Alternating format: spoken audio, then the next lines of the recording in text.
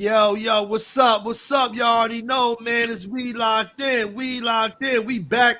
We back at y'all with Ching, another one. ching. What's good? What up? What up? Y'all already know, man. We Locked In. We back, man. Yo, what's up, man? Salute to everybody in the building. Free Pistol Pete. Free Y'all pistol. already know, man. Free Pistol Pete, y'all. Salute to Right. everybody in the Free building. Pete, What's y'all. going on, man? What's up with the fellas? What's up, man? Shit, everything good, man. Everything beautiful, man. Just trying to get this thing going, man. That's right. Feel the brothers behind the wall, man. It just, just it's like we were telling y'all, man. Just bringing y'all more stuff, man. More things to take in, more knowledge to absorb, more good information and good content, man. To keep this thing going, man. Make sure y'all share this, like it, subscribe, everything. Tag a friend, tell a friend tag in. You know what I mean? Because we locked in. You already know what it is, man. You already know, man. Yeah, free the peoples, man. Free the peoples, man. We got a great one for y'all today. Y'all know we got the elder in the building. You know what I'm saying? Big Pete. You know what I'm saying? Mr. Leonardo Rolak himself. You know what I'm saying? So we got a great one. You know what I mean? He's gonna be breaking down, how RICO is affecting the young black youth in America, as well as his son. And he's also gonna be talking about, some of the federal time that he did himself, the bit that he did himself. And how he was able to beat the feds, get around the feds, you know what I'm saying, and give y'all information on a thing. Like, 'cause he comes from a unique position.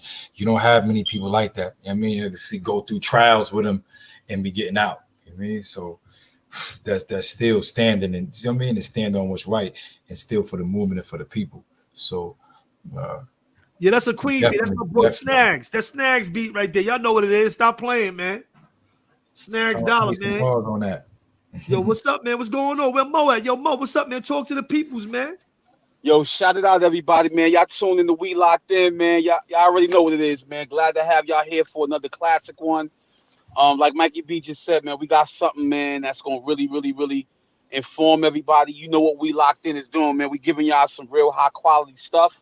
Hopefully, this episode, man, will cast a light on a lot of topics that we need to address in our community. Hopefully, you guys are out there listening and that we can gain some benefit from this. Yeah. So, man, make sure you hit that like button, man. You share it, you subscribe, put your comments in the chat. But before we bring on Big Pete, man, I know we started a little bit late. We just want to kind of make a little bit of corrections about some things. Yeah, thank you. Go ahead. Regarding our previous conversation that we had with the big bro So B. I know you guys basically was tuned in yesterday. If you were not, please watch the episode East to the West Part 1 where we were interviewing So B, the real big homie of all the real big homies. We wanted to go over a few things, but there were some things that was said that we ended up doing our fact checking on, and we realized that I won't say So B was in the booth, but I will say that he was just not accurate with the information that he provided.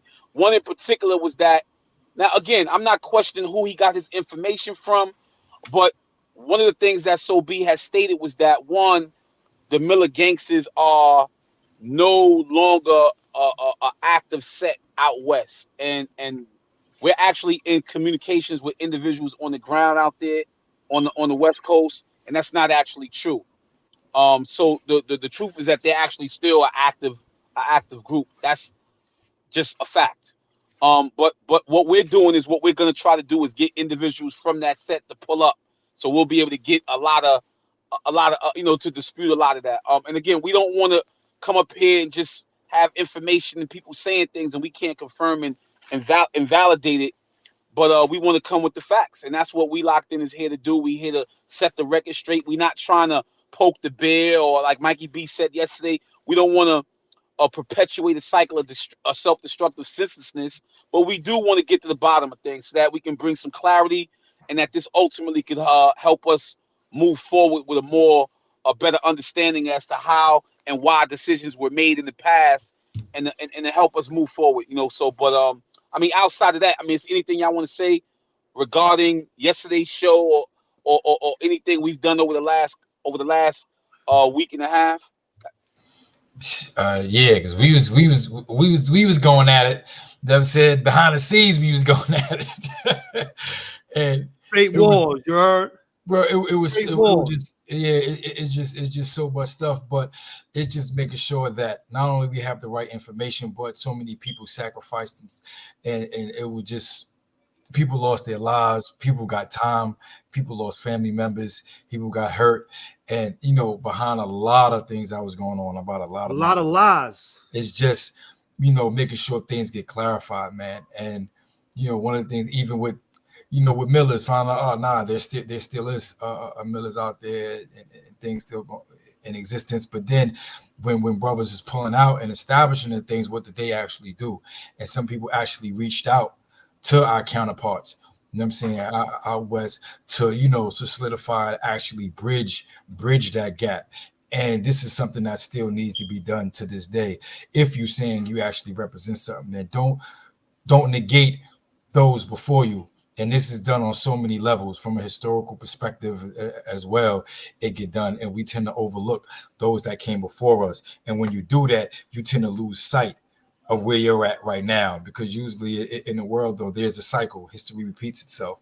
And a lot of times when you see what your counterparts went through, or what your ancestors went through, or those before you went through, you actually get a better understanding on how to handle those situations when you're confronted with them in this day and time. Because as I was mentioning in the chat, there was wars and things like that are going on right now. The same thing happening all over again right now. So it's like, when the information that happened prior, and it's like, hold on, I can move a little different. I can take these steps instead of keep going through the same thing that these people went through, and committing the same acts, because we know what they say about that. They say that's insane. And I'm saying, son, you keep doing the same thing over and over and over, it means something wrong with you. I mean, and you got to check yourself. So it's there's a lot, man. And we're gonna be covering a lot, from here on out. Brothers just reaching out that want to come up and just put not just their story down, just from their perspective and understanding, but we are also going to give them an understanding as well, from what we learn, from what we research, and our own experiences, to actually make sure we all on the same page. And that, at the end of the day, that's what this thing is about: us being on the same page, so we can move forward properly. Right.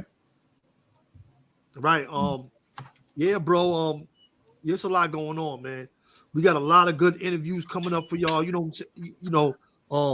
The streets is hollering back. You know what I mean? People they reaching out. People's reaching out. Dudes ready to come tell their stories and set the record straight about a lot of different stuff. You know what I'm saying? So it's a good thing.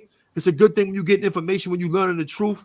They say the truth will set you free. You know what I'm saying? So that's what we giving y'all. We giving y'all the truth. Some of this stuff is just cap. It's a lot of cap. It's a lot of remixes going on. New York reinvented the remix. You know what I'm saying? And they remixing everything. You heard? So we gonna clutter out all that remix and get to the original. We gonna get to the real stuff and get y'all the real facts. That's what it's about. You know what I'm saying? That's what it is. Word up. But we got a classic. The elder's been having some trouble with his device. So that's why it's been taking so long for us to actually get him in here. But he's in the building. You know what I'm saying? Big Peter's in the building. We just trying to make sure his audio, his visual, and everything is all right. You know what I'm saying? He ain't used to doing interviews this this caliber this way. So it's just it's a learning curve on it. You know what I mean? So we just teaching the bro, and we putting it together now. But go ahead, Mo. Clear up some of the things, man. Some of the things that was talked about that wasn't said. I know the Miller thing was said. Yeah, the Miller thing was said, Mikey and KK, and you guys also know, brothers was like, brothers also wanted clarity, because I don't know if Sobi was clear enough. The question that's been asked, because he gave the impression that he was in contact with T. Rogers, but whether or not he had the final say in that decision, because brothers got the impression that he was the only one communicating with him, and he was the one that expressed that he was, that New York had their own swag, New York had their own vibe going, and he just wanted to basically say, or he stated that he told T, yo, look, we got our own thing going, and then T kind of accepted that, and then they went their own way. But we kind of felt, as certain other individuals have expressed, that if the elders believe that this is what you guys know to be the truth, then why didn't you accept that charter when T. Rogers proposed it? Because then this would have authenticated and made New York more authentic in that case, at least from from the standpoint of having a bloodline that can be traced to their origins, because if it was never established officially, then it was like the unofficial lifestyle was established and individuals just ran with it. But my argument is that, well, if that is the case, then perhaps we might be putting the cart before the horse. You know what I'm saying? If we're going to talk about the chronological order of things, you want to give respect to individuals that actually paved the way before you.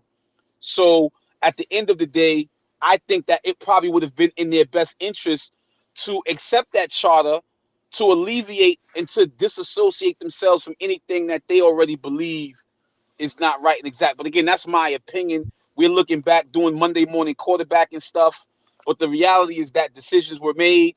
So B did admit that, they didn't always make the right decisions. They were in, quote unquote, flying the plane while building it at the same time. And I think that they learned an invaluable lesson from much of these choices that they made, because so many lives were impacted by that. So what we're doing is just providing a platform to try to get a better understanding as to how we can improve moving forward. What can we do? What steps can we take to ensure that we don't replicate these same mistakes?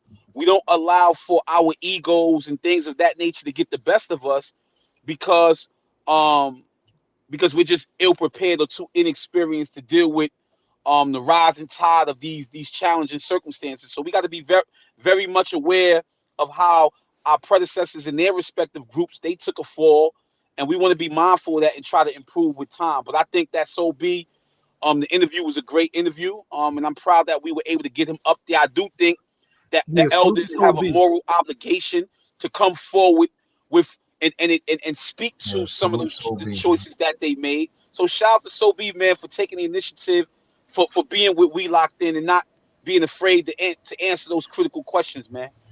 Word, thank you, Sobe.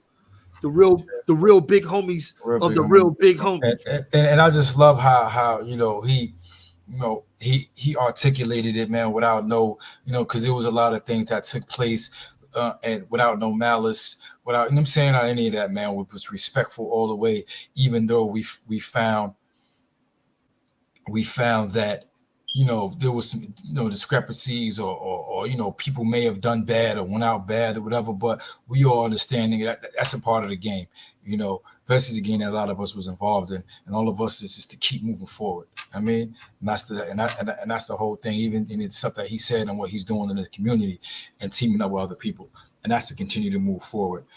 We waiting now, man. He just was in and went back out. He came back up. Bro came back up. No, he ain't come back. We still waiting on his computer's still on there. Big Rolak to come up, man. Big Rolak to come up, man. He was here for a second. He had just went out. So I about to say, as soon as he come up, we just gonna bring him up. As soon as he tap back in. As soon as we got his computer's still up here. Oh, here you go. Pete, you there? Yeah, I'm here. Yo, you went into your phone just now. I seen your face just now in the back, and then you left. You removed yourself. Huh? Yeah, your brother's been texting me, so I've been moving back and forth with his text. You was in the back. I seen your face, and then you left. For real? Or through your phone. I seen it just now. Yeah. But you did it through your phone? No, I put my face on his camera because I seen something and it had me, and then I took out. Nah, why you took out? You should never took out of that. That was good because he said he saw you. He said you was on there. If you wanna do that, we can talk for a little while while you do that again. I remember what I did. Nah, that's not. Yo, it's all good, Big Pete, man. Shout it out, big bro. How you doing, man? All right, what's happening, brother? What's going on? Everything is Pete, good, man. Good to hear from you, man. What's going on, man? I'm sorry that I'm not on the screen, but I think what you're doing is good. I mean, definitely, people need to be brought up to speed.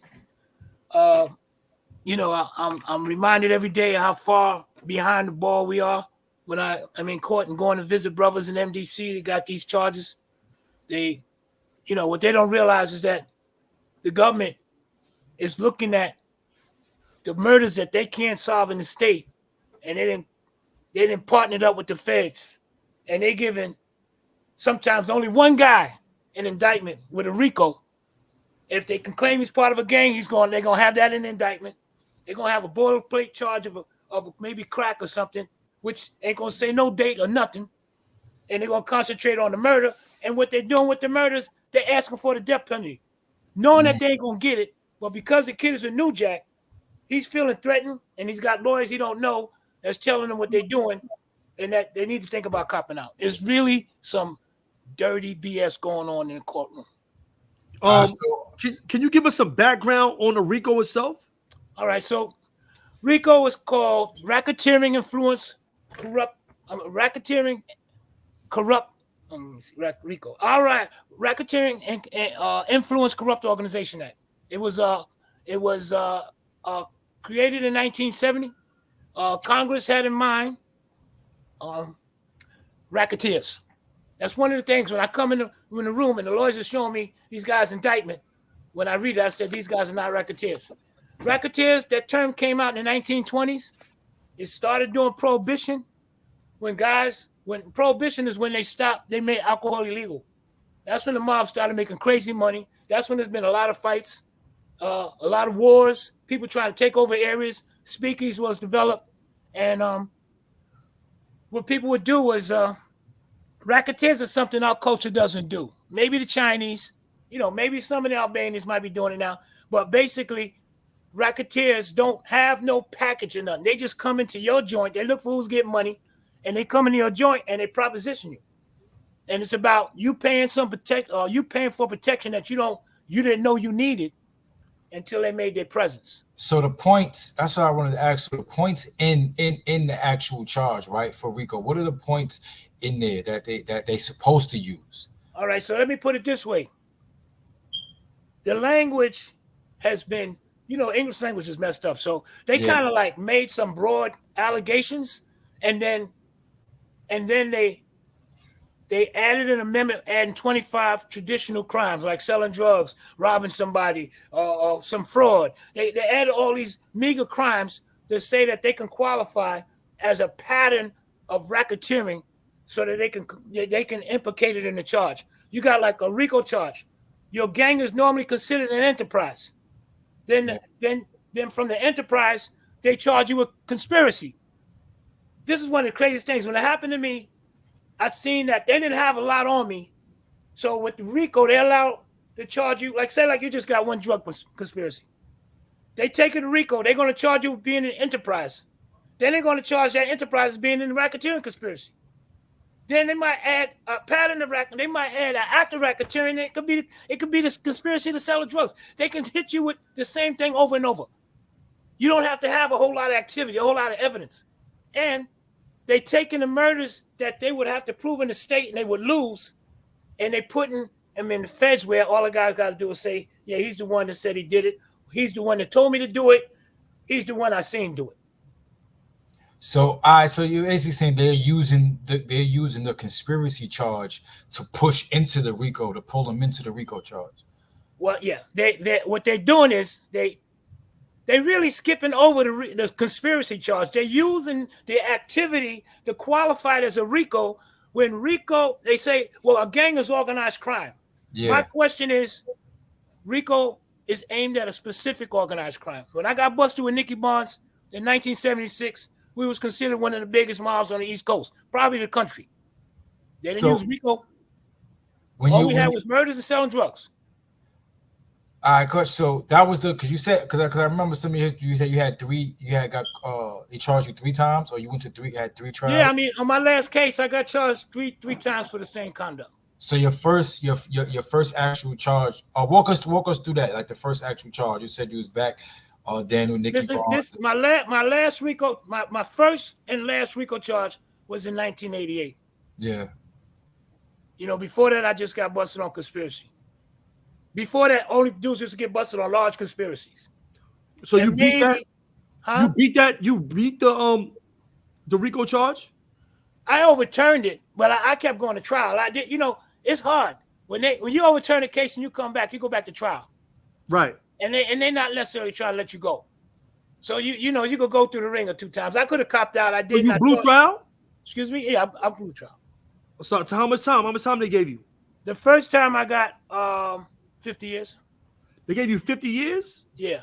Because see, you got to realize, in the 80s, I got busted in the 70s with Nicky Barnes, so I was a repeat felon. When you got a repeat crime for selling drugs, you automatically get double time. If you get caught 3 times, you're supposed to automatically get life. Wow. So they gave you 50 years on your first one. Yeah, because all my co-defendants got 50.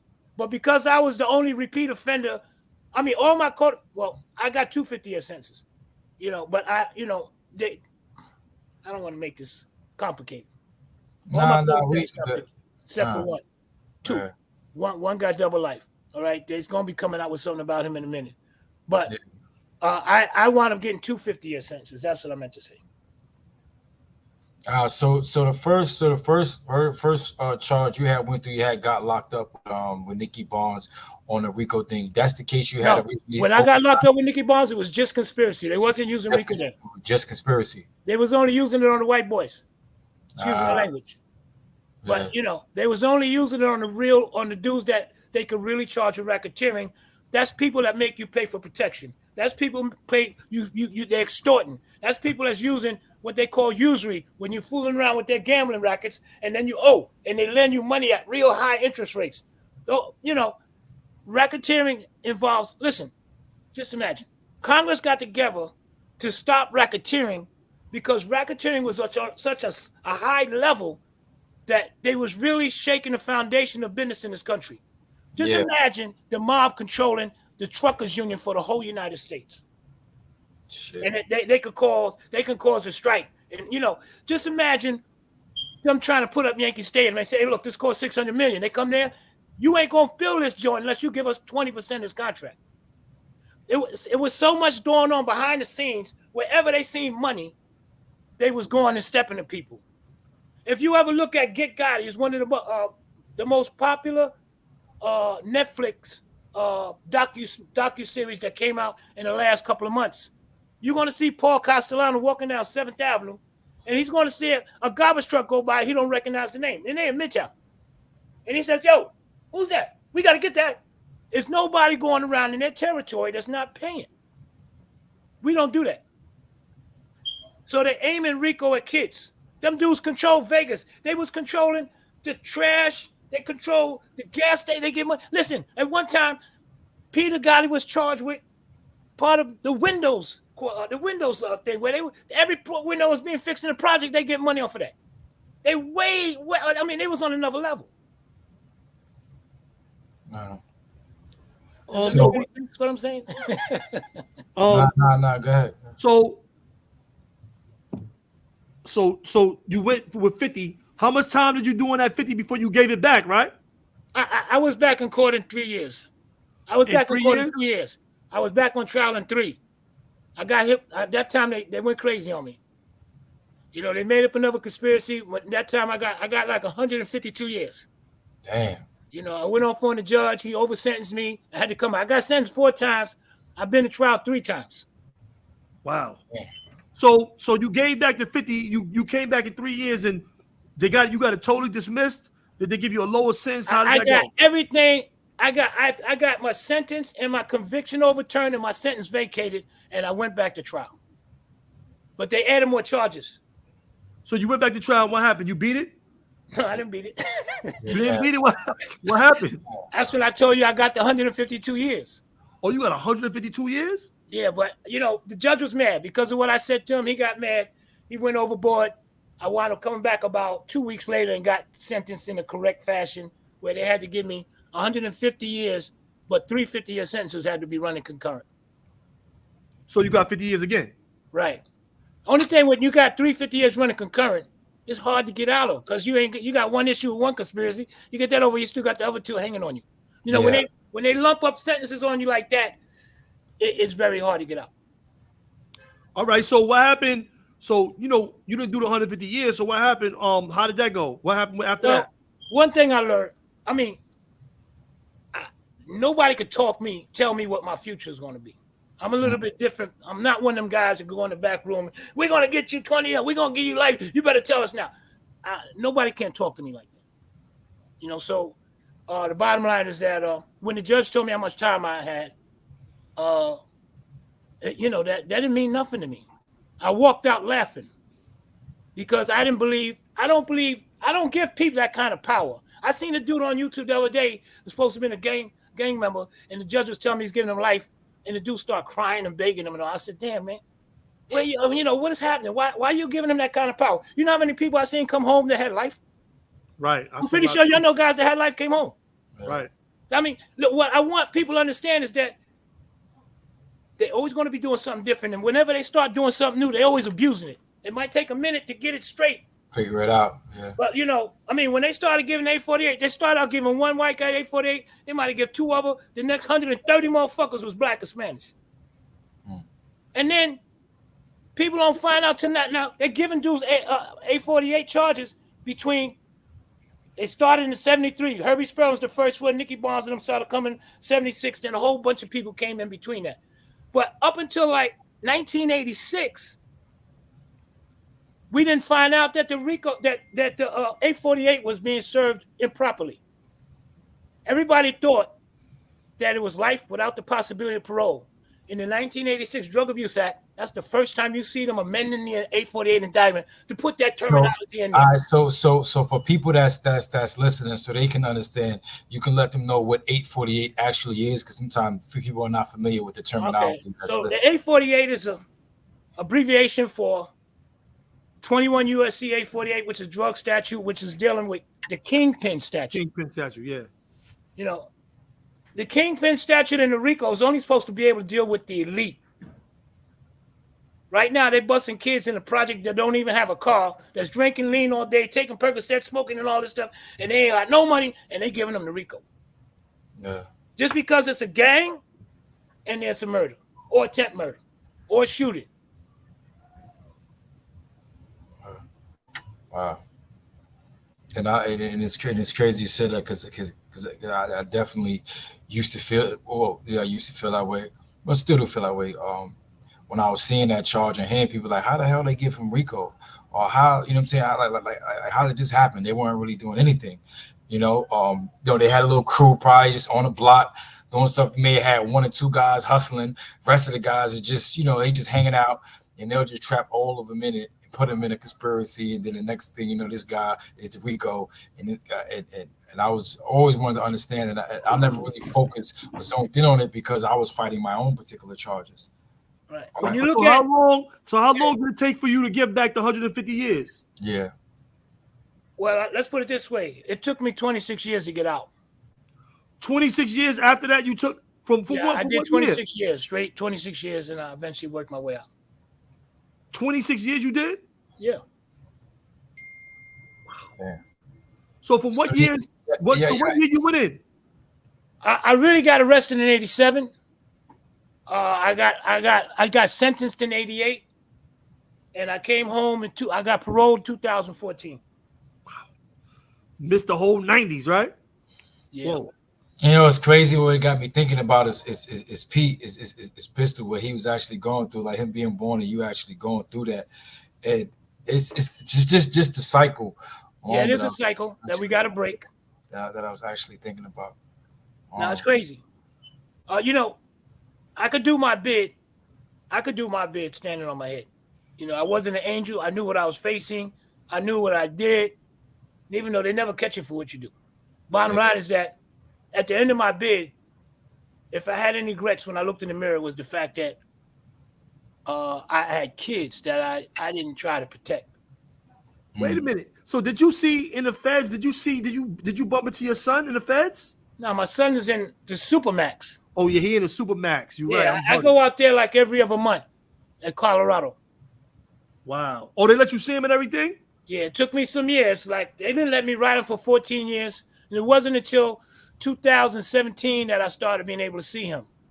I got in touch with the Schumer. So how's he doing? My son is excellent. Under the conditions, I gave him the formula to keep your mind in the hole. Right. And he's using it, and it's working miracles. I think that, too much time, even under the formula, is suspect. But the basic formula is they give you an hour, 2 hours out your cell every day. I don't care if it's 0 degrees and you don't got no coat. You go outside. You jump around. You burn as much energy as you can. Once that's over and you come inside, your job is to start filling yourself with building, learning, anything. My son, he sews, he knits, he paints, he draws, he reads everything, he writes, and he's constantly building, feeding the spirit. I send him everything that he wants to read. He's like a professor. I mean, somebody to do 5,000 push-ups a day. He does all kind of stuff to keep him improving. Yeah. When you're in jail, reading good books takes you out of the cell. Takes you out of the cell. You get good page turners, you want to see what happens on the next page. It also gives you, the more knowledge you get, the more you realize you don't know. The more you question, the more you want to read. You start following authors. Look at everything they got. It's a journey that's a luxury to a certain extent because most of us don't have time to learn like that on the street. Yeah. So, what are they letting them? What are they letting them eat? What is he? How is he eating? Like, what is he eating? In the hole you control, man. You can't get nobody steal nothing for you from the kitchen. And there, he's stuck with whatever they're serving him, and whatever he might be able to buy from the commissary. Oh, so he can buy food and stuff like that. Yeah, he can buy food from the commissary. I mean, the commissary is kind of national. It's the Bureau of Prisons. They got their own things. They're gonna put in their stores. Some prisons are run worse than others. Some prisons are always out of stuff.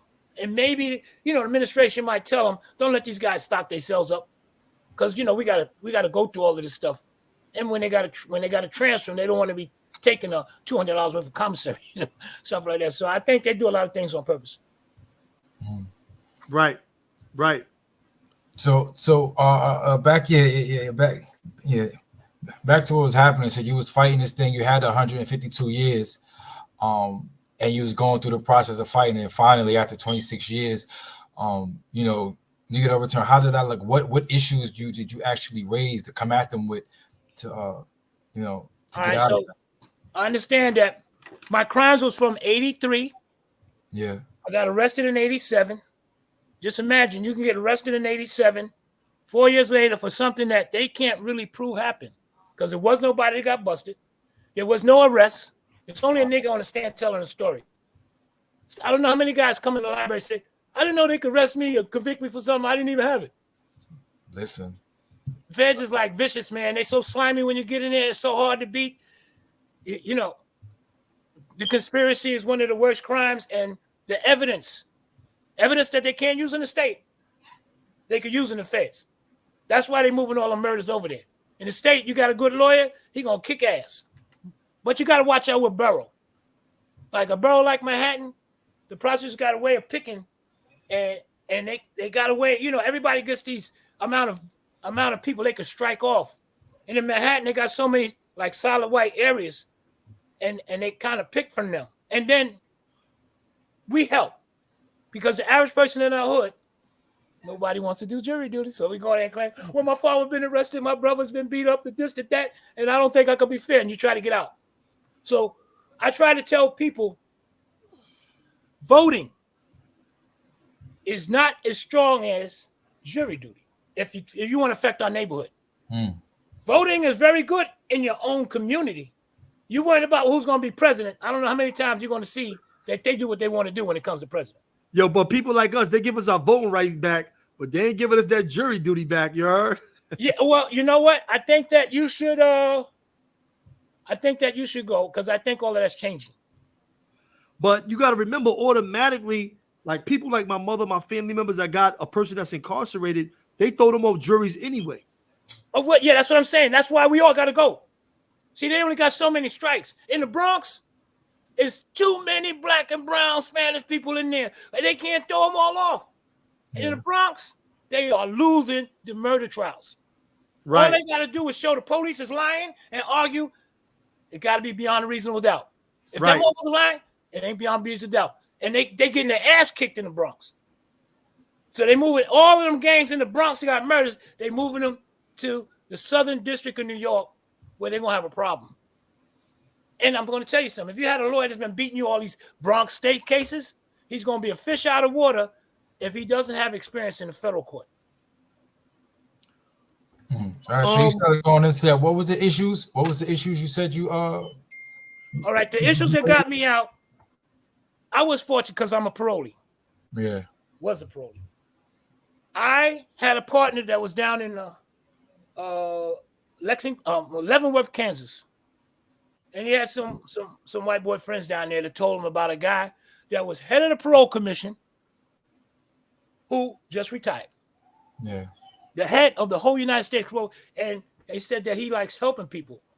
I got in touch with him. He told me I was the last person he was going to deal with. Luckily, I had some money from insurance policy. I was able to pay him, got him to come visit me. He looked at what they was doing to me. He came up there. It took me 10 months to get out on parole. Everybody that went up on me, 45, all the dudes that went up with me, about 45 of them within like 90 days, everybody was banged out. Yeah. And I was the only one. But, you know, he told me that the parole board definitely has evil people.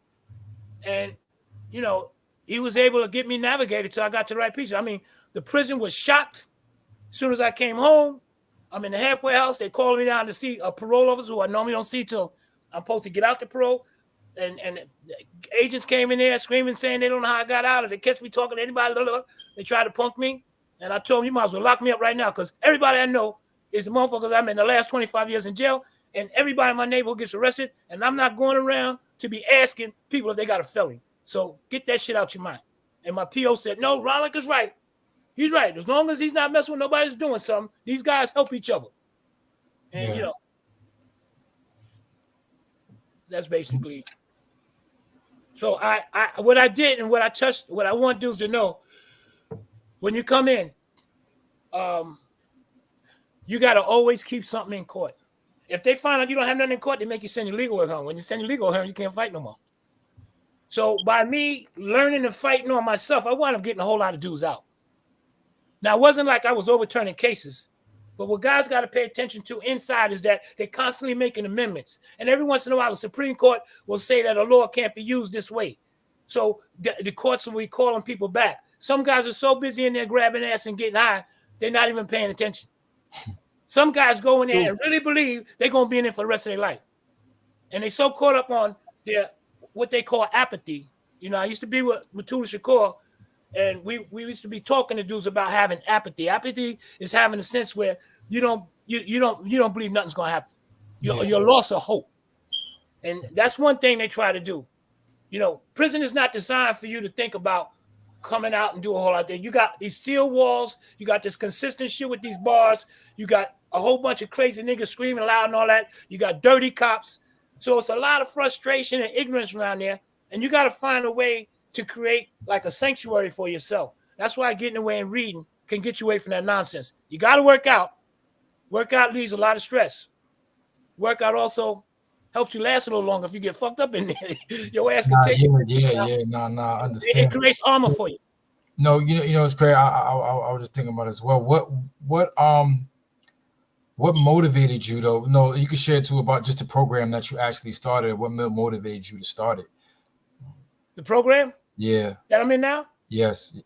Well, quiet as kept, I didn't see myself being able to do it. I didn't think that they would ever want me in the courts.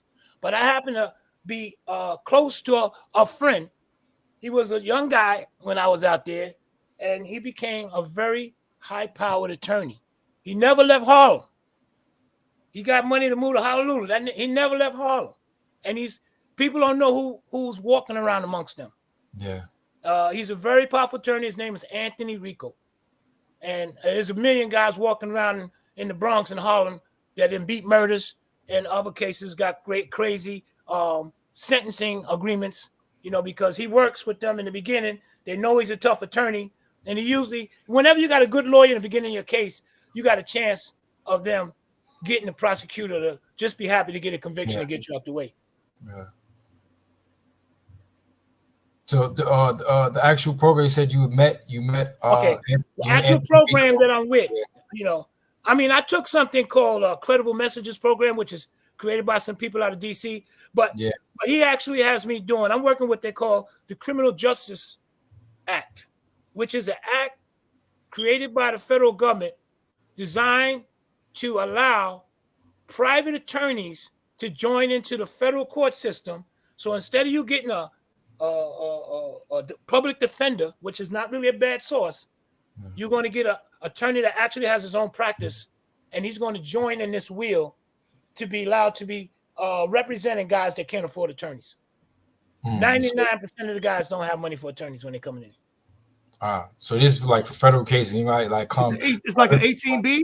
Yeah. Well, I tell you what, a lot of 18B lawyers don't want this work. Yeah. You can't just join it. You gotta prove that you qualify. You gotta also show, you gotta have. It's a lot of work. So my friend Mr. Rico Anthony, him and some other lawyers that started this, they at their heads and they like mentors. And anybody wants to come in, they got to be screened. And if you ain't won no trials and ain't had no trial experience, you ain't really prepared to come to the federal system. Not to say that you're going to have a lot of trial experience in the feds because everybody cops out. Wow. Only guys who go to trials are the ones that feel like they're forced to. So, you have like a 90% conviction rate. Yeah. And a lot of times a guy might want to go to trial and then find out his main man is telling him. So people cop out for all kinds of reasons. So I remember like we were talking before, you said you actually take them through, like you actually sit and take them through a screening process, and it actually took some time to actually find the guys. That's well, he seen that I was a paralegal. He knew that I had like a good understanding of the federal law. He knew that I had a marquee name. He knew that I had the experience where I could talk to guys that don't trust these whiteys, and I can get them to like trust me. And I always said, I wish I had somebody like me I could talk to. Yeah. When they got rid of my lawyer and they was trying to screen hard every lawyer I was going to try to hire to want to know where I got the money from, I was in the hole.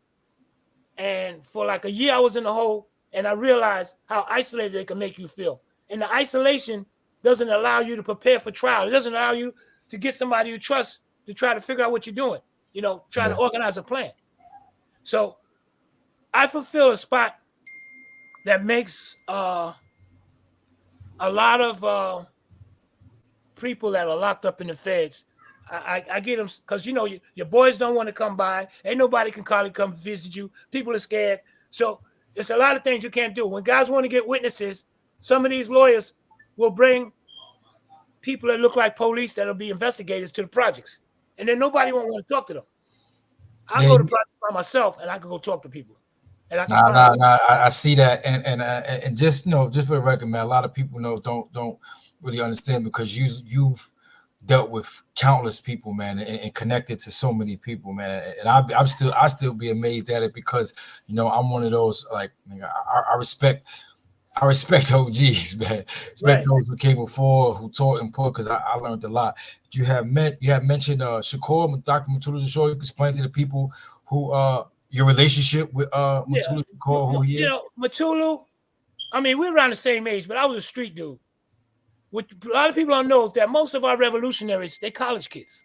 Yeah. We think they street dudes with heart. I mean, they college kids with heart. Like Mutulu was one of the first doctors in acupuncture, and American doctors in it. And back then when they thought it was junk science. Yeah. But Huey and all of them they all went to college. Huey P. Newton, the one that started black. A lot of I remember I was in there with the FLN Puerto Rican revolutionaries, and every one of them went to college. Wow. So I realized that they're a group of young people that are bucking, but they're educated because they study the law. That's how, when you hear the stories about Huey, he'd be out there with his rifle because he knew he had the right because of the law. And he knew he was standing 15, 20 feet from arrest. And the police, they felt very intimidated. They was trying to, what are you doing with that gun? Well, you can't stand on it. No, I could have. He started quoting the sections of the law, and they had to figure out how to get rid of these guys. So anyway, education is key. Mutulu, there were some other brothers in there. Abdul Shakur, there's there was a couple of brothers in there that were highly educated. What I realized, as smart as I was in the street, being able to tell dudes what to do, organize, figure out what to do, when I got in there and listened to these guys talking to 800 people in the auditorium, I realized looking at them that I was empty. I couldn't get up there and control that audience like that. We're talking to a bunch of prisoners, and these guys was able to articulate things that people know, but they don't think about. You know how somebody could tell you something that you don't realize you know. When he says it, you say, oh, shit, that make all the sense. Well, I remember that happened to me or whatever. So they was able to articulate things that made a lot of people realize the truths that were right amongst us, but we're not paying attention to. And so that kind of sent me on a journey about trying to educate myself. And I know it did. I was going to ask, just, you know, what your son was going through, what Pete was going through, did that also like influence you as well to actually like go hard as far as studying this law and making sure not just to help others out, not just to help yourself out, but help your son out as well? Pete comes in. I got like 9-10 years in already. I'm on my fight. Yeah. So the only thing I was trying to do was put a damper on his stuff. And what happened was Pete was coming to see me, and you know, I was starting to see he was starting to tell me about having problems with older dudes. Yeah. And I was worried. So I got my boys who are out there to go straighten out the older dudes. Then I'm telling dudes I want him out there when I come home. So I got some other guys to bring him around, the P. Diddy's and all of them.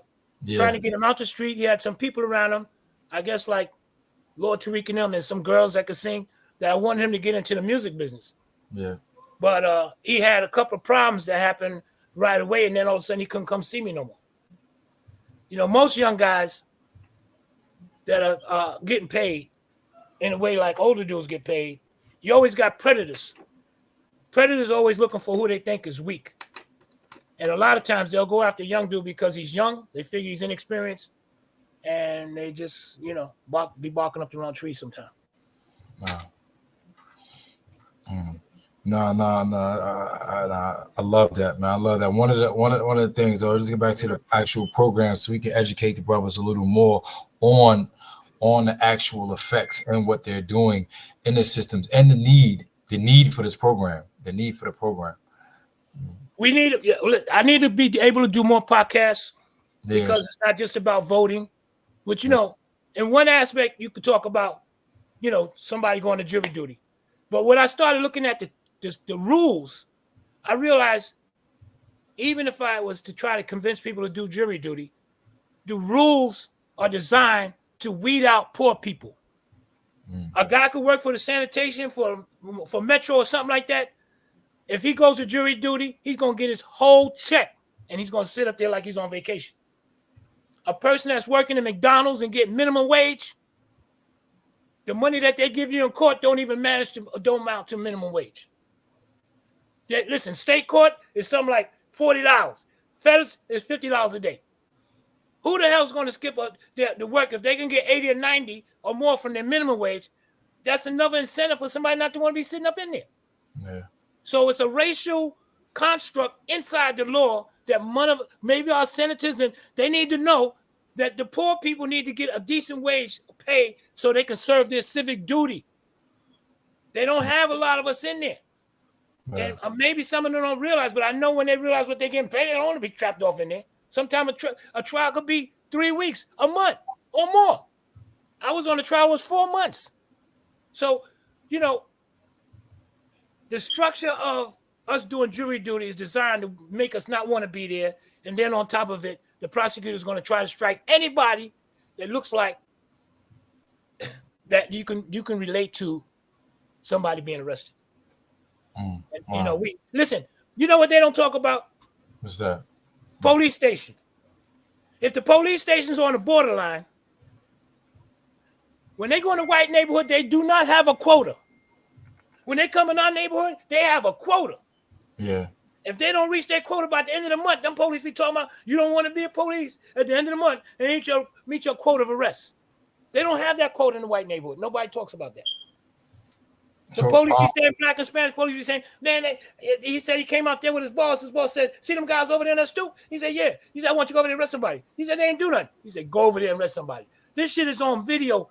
Black and Spanish cops were starting to complain about the pressure that they under by their commanders. Yeah, I've heard that as well. Just want to go into some more stuff, just concerning the actual RICO.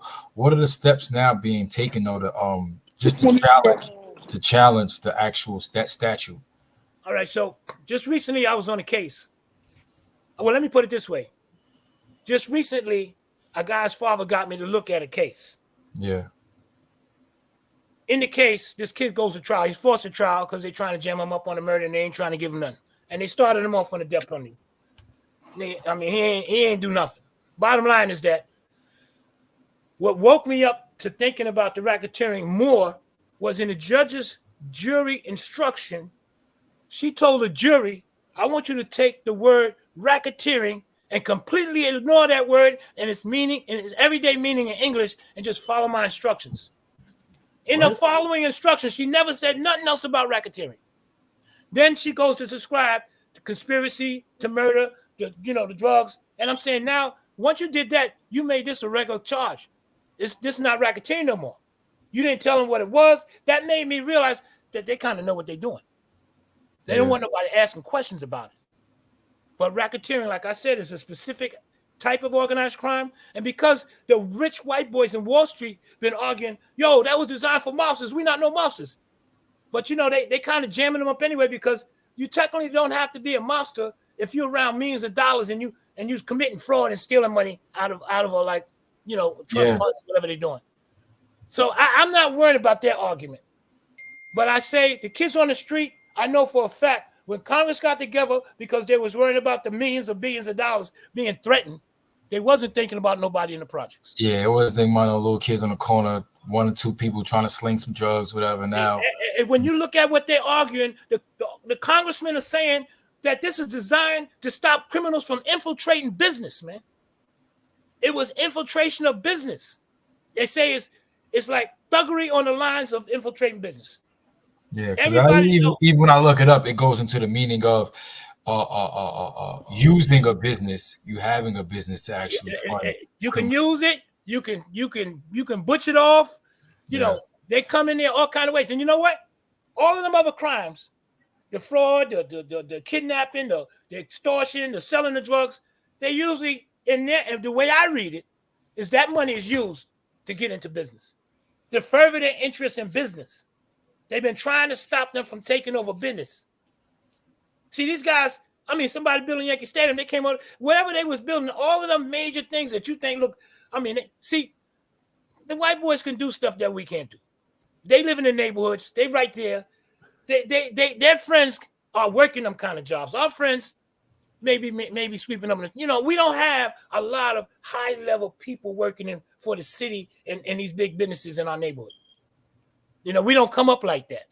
Yeah. So it's a little bit more part of their culture that they're right in that and where they come from. Let me ask you a question. Why do you think that the RICO is targeting young black and brown youths so much now since the 80s into the 90s? Why are they targeting them so much now? All right, so you got the phenomenon that we didn't have in the 80s. And that was gangs. Gangs they didn't hit the street in New York until like the 90s. So in the 80s, even though we had crews, you had gangs. You had New York gangs. You had gangs though. Oh, who was tearing up something in New York then? But you had gangs. Who? You had all kind of gangs all over the city. Who?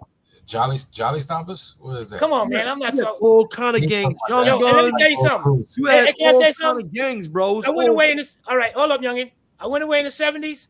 I ain't trying to hit y'all. I'm just saying. I went away in the 70s. It was no gangs. Right near the end of the 70s, when I went away, they started some. What was the name of them kids in the Bronx? I know you had the fat guy at the Bronx River, but you also had some kids uptown. With the black spades. Black spades. So I'm talking about gangs. You're talking about somebody big. They seem to have a lot of members, and so was the guy from the Bronx River houses. What they had. But it was just like a crew from one apartment that people made. Well, I think what he said, Young Spades, I think it was a lot of them. Yeah. And I think that the name of that group, there was a dude in Bronx River that helped start hip hop, the dancing, and I forgot. I can't remember his name. Well, Crazy Legs? Huh? No, he's a big fat brother. Bambada? Bambada. So what was the name of his crew? Oh, what was Oh, the you name? talk about the Zulu Zulu Nation. So those are the two, names that I heard that were kind of big before the Bloods and the Crips hit the street in the 90s. You had Young Guns all over New York. What year they came out? Before Bloods. How old are you? You had Young Guns all over. Huh? But how old are You they? had Young Guns all over Queens. When? When you think they started? Probably in the late 80s. All right, so I'll tell you what, I can give you that because quietly in the late 80s, I was in prison. Yeah, but for me, I mean, I had a lot of young dudes that I had working with me. Most people was just trying to get money. Most people had their own crews. But it wasn't dudes with all of the hand signs and wearing colors. I didn't see none of that. That came like in the 90s. You had gangs all over Queens, Elefam, Dog Side. I lived in Queens, so I know Supreme Team and all of them. I don't remember them dealing with no gangs. You had the Supreme Team too, but you had Lost. I'm just saying that wasn't a gang, that was a crew. Decepticons. You could call it a crew or gang. It's the same thing. You know what it is? Yeah, Decepticons. A gang is going to have gang signs and all these other labels and structure and what they call themselves and how they greet each other. Crews don't do all of that. Crews might give a hug and pat it back, my brother, and it ain't all this, that's like a culture that came from the West Coast.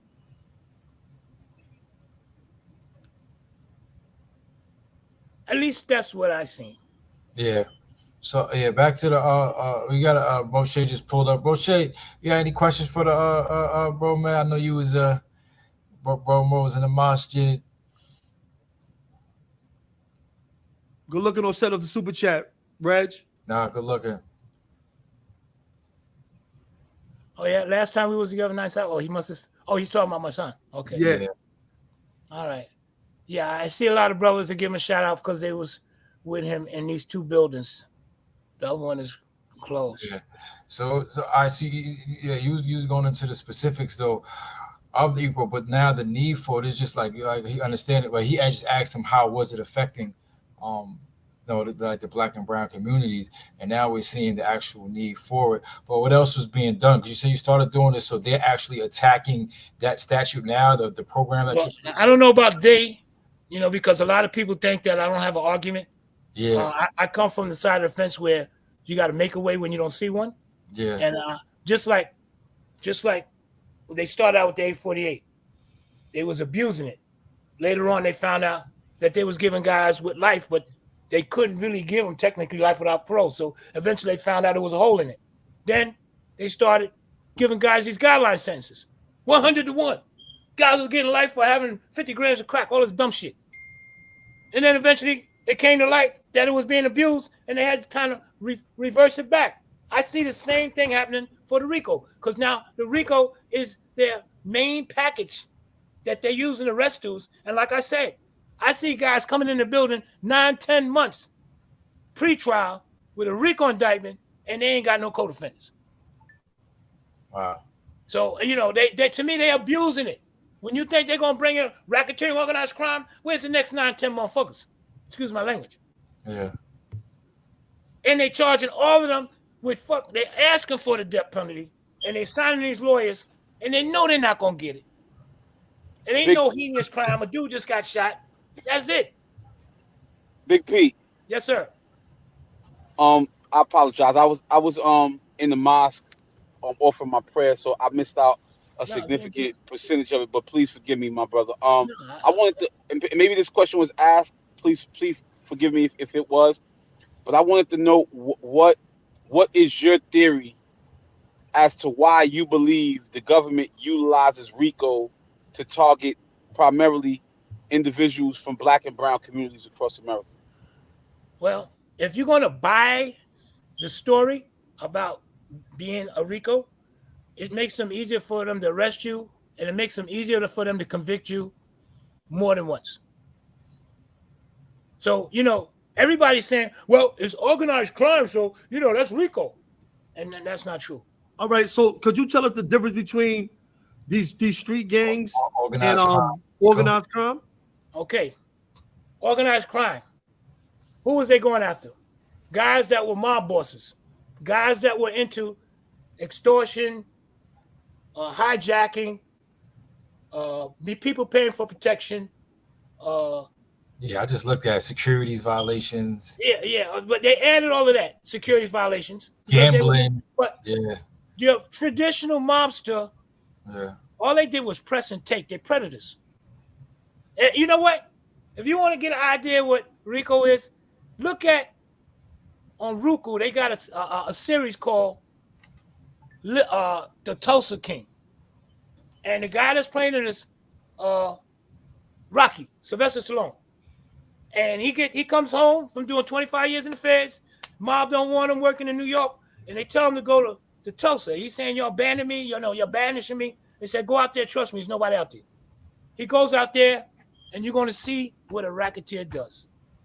He's going to see a brother at the airport, taking him to a hotel. He said, where can I stay in a hotel? He said, well, where's the money at? Who's getting the money? Kid said, the weed short. He goes straight there and puts on his press game. And eventually, he finds out who the weed dude is working with. He presses him. He just keeps finding out where the money's at. He puts his press game down and eventually starts getting people to work with him. And he grew up a crew. But they have another one that was on Netflix a long time ago called Lilyhammer. And that was about a mob boss that flipped. And they sent them in the witness protection program to Norway. He don't know nothing to do but RICO. He's a racketeer. He got out there and started his shit. Racketeering is more of a sophisticated crime. It ain't just about being a bully. It ain't just about somebody paying you for protection. Them guys get in somebody's business. They try to find out how to make more. They try to see who's making money off you. They want to press them. It's like a growing type of a virus. So what do you think, again, if you had to theorize, what do you think the government's interest in overzealously utilizing it in Black and brown communities across America? What's your theory regarding that? Why do you think that they use it so much to target street organizations? All right. First of all, I be telling guys when they be saying, well, why are they doing this to me? Huh? And I say, yo, man, don't you realize when you come in there, you're in a hostile environment? Whenever you come in a precinct, whenever you come to court, whenever you come to prison, it's designed to get you. Listen, when you go into a penitentiary, it hits you. You see a sea of Black and brown faces. You might see a couple of whites. I don't know how many prisons I've been in, 1,500, 2,000 guys, and they might have 50 white people. Unless you're going to West Coast somewhere, go to some of them, a couple of them prisons where white boys is a majority. But we're in prison in every state, and even in states that we're not even in there. In other words, you can go to some place like Arkansas. No, not Arkansas, because they got Little Rock. But you can go someplace like fucking Montana or somewhere. And it'll be full with niggas. Excuse my language. It'll be full of us. And listen, they shipping us everywhere. And listen, they do not want us on the street. They wish they could get us out the way. They don't need us no more. Yeah. Technology done replaced us, and everybody moving in from South America. They beating the brothers up on construction sites because they don't take lunch and they'll take cheaper pay. And they're bringing the brothers in. Come on. We are expendable. So since you started, have you had what traction have you picked up since you have put this out about this issue? Well, I wrestled with the question because I had lawyers come back so many times and try to tell me reasons why it wasn't going to work. So it took me about 8 months to try to put an argument together. And I recently filed it through somebody, and I'm looking to share it with other people. I sent a copy down south to one of Young Thug's boys. Yeah. I'm trying to get it in every court around the country because wherever we at in gangs, the feds is charging us with RICO. So, I'm trying to get it so it could be couched in a way where people challenge that Congress never had them in mind as a racketeer. Show me what I'm doing. Hey, listen, I was reading a guy's sentencing the other day. No, it was a plea agreement. And so the judge was, they was telling him he had to plead to this stuff. So when the judge was asking him some questions, so what did you do? He says, and the guy said, well, we just grew up as a neighborhood friends. And he said, well, y'all was a gang. Well, I guess if you want to call it that. And then he said, this is the enterprise. And, well, that's what you say. I'm saying this is ridiculous because none of them could explain what a racketeer is. And they're so busy pressed that they're just trying, when you cop out, you got to say what you did. And them dudes, these guys was a little bit more different because they wasn't selling drugs. They were robbing pawn shops and doing all kind of dumb shit. Smash and grab robberies. Yeah, so I like that he had put that up because I had looked at it too, and I was actually going to look for that question. So because that's the difference in sometimes they use as far as the criminal enterprise and the gang, and it's like showing that particular difference because now they don't have the criminal enterprises no more. Or can't really. I ain't gonna say they don't have them anymore, but they're not going after them. They're going after actual gangs. That's right. So, they act like the mob don't. They act like the mob stopped being a mob. Now everybody's gang.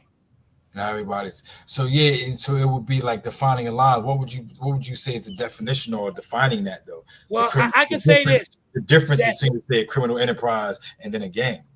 Well, you know what I got to argue because it's like the horse is out the barn, and I tell these people I'm not going to chase no horse all around the yard. I'm going to go back to who opened the door and why was the door locked? What was behind that door? Behind that door was Congress's idea of what a racketeer was.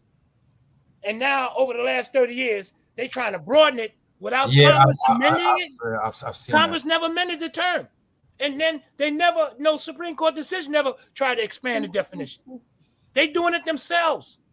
Nobody's arguing it because the gangs are like the lowest level on the street to people. Nobody cares about them. Nobody paying attention.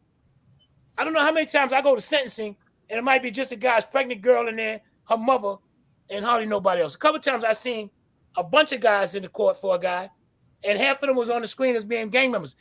What they do is they take your Instagram. If it's a murder or any shooting or beating up, boy, the cameras is killing niggas. There's cameras everywhere. They'll find out you go that way. They'll follow the camera. You went that way. They get all the cameras to see what that. They'll follow nigga all the way home.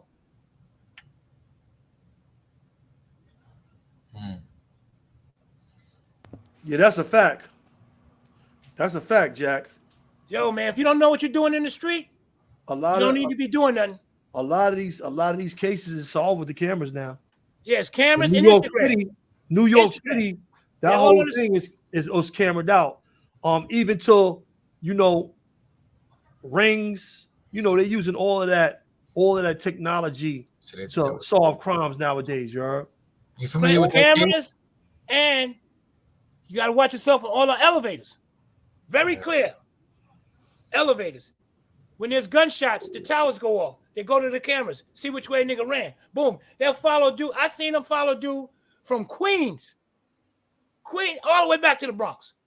I see somebody getting followed from Manhattan all the way back to Queens. And my first case, I had to do kill a woman by mistake in this project next to St. Mary's in the Bronx, and they followed that car all the way to Pennsylvania. Wow. So now, because now I'm getting that because I really want to understand this issue. So now it's more. Tolls, they're using tolls, credit cards, all that stuff too. That's right. All them cameras taking plates and all that. Once they get your plate number, they're gonna follow you home.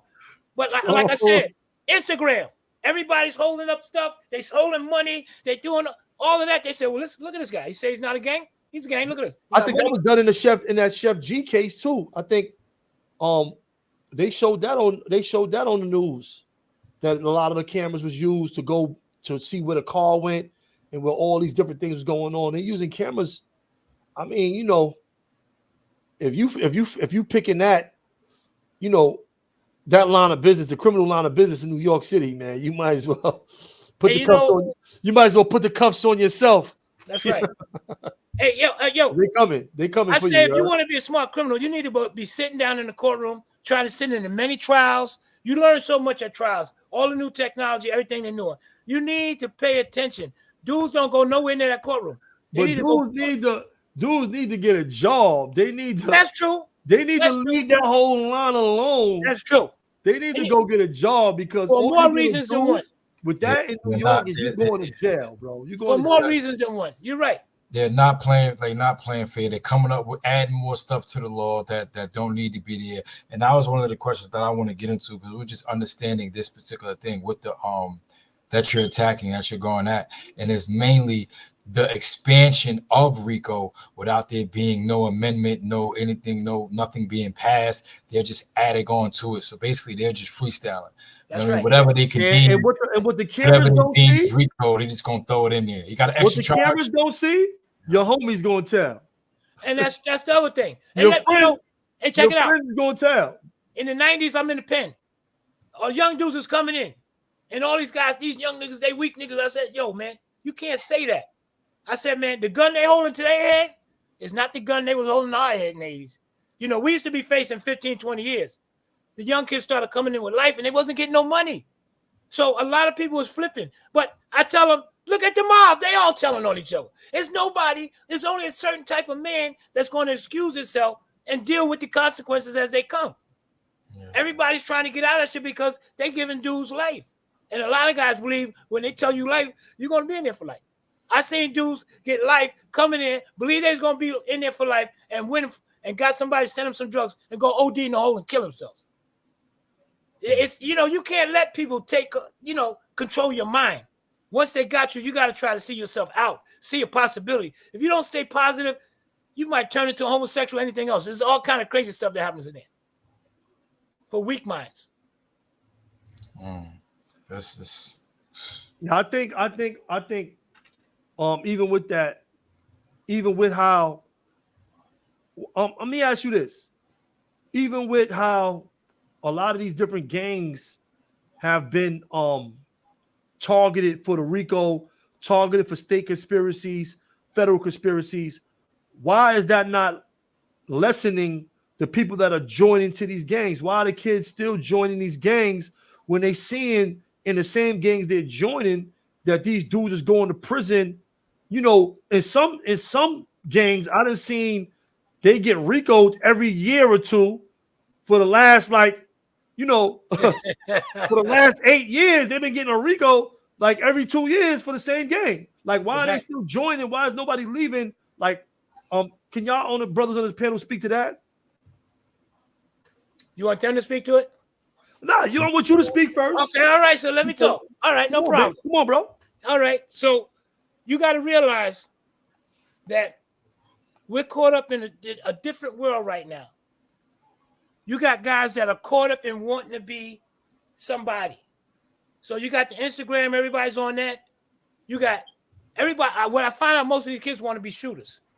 They want that fear. They're not thinking about the future. Oh man, it's a madhouse, man, because people don't know which way is up. They're not paying attention to what's happening to them. Guys are coming into the law library when I was in there saying they didn't know they could get this much time. When I go to the prison, they messed up about how they got there. People in the street are like on automatic pilot. They want to floss. They want to go to the strip clubs and flash money. They're chasing after these girls, and they want niggas to fear them. So we caught up on a low level of how to deal with each other when we are not the enemy. The enemy's laughing and looking at us and taking a pick. We don't know enough about our history.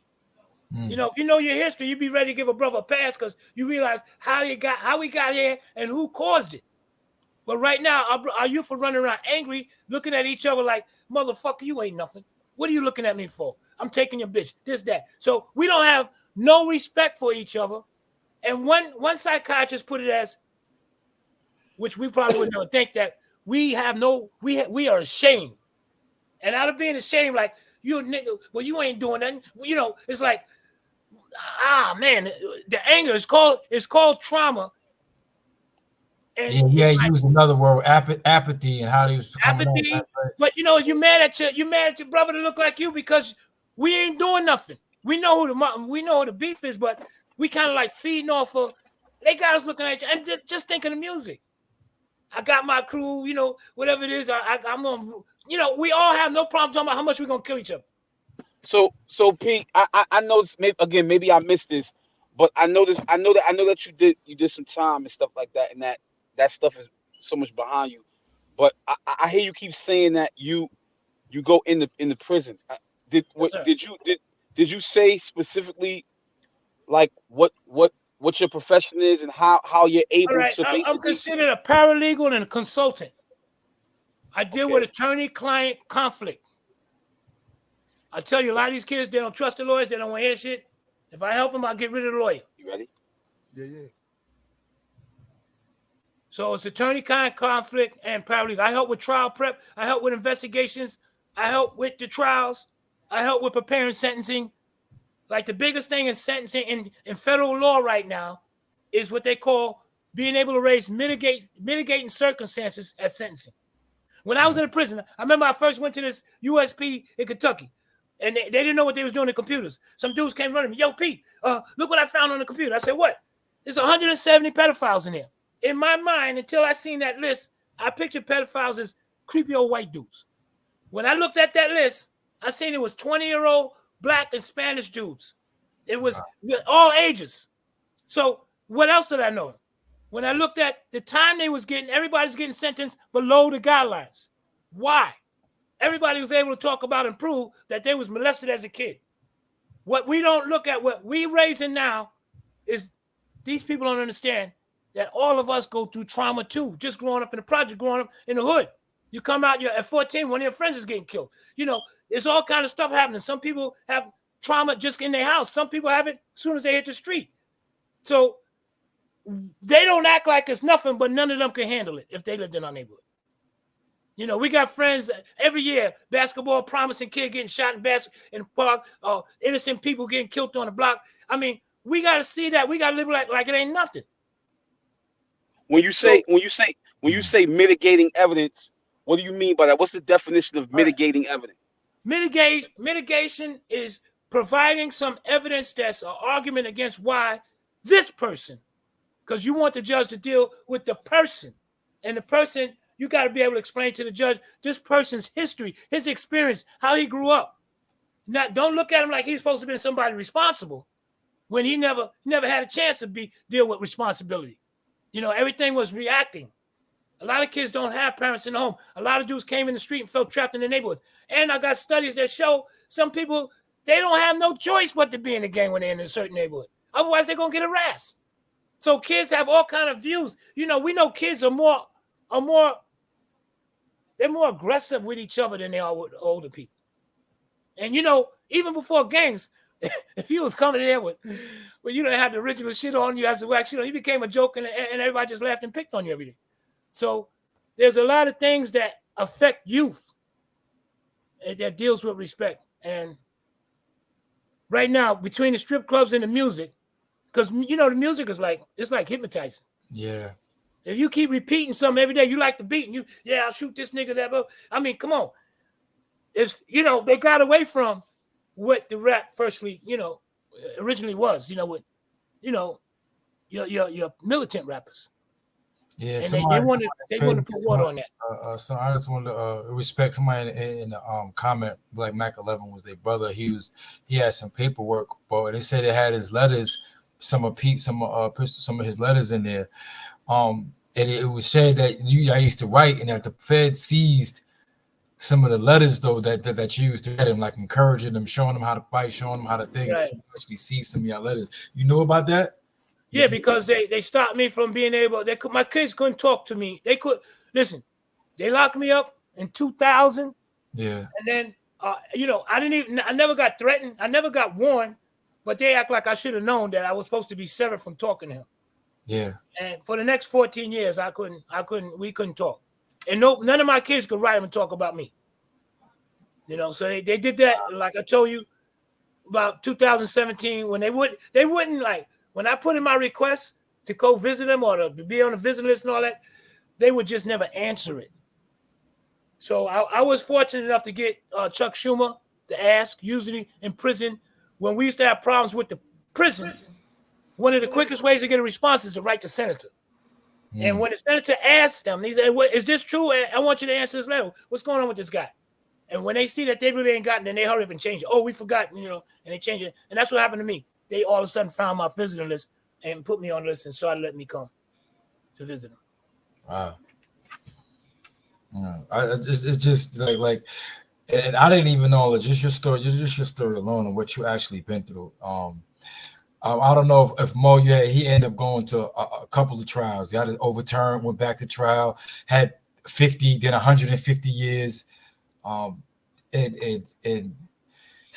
end up fighting to get that overturned after doing 26 years.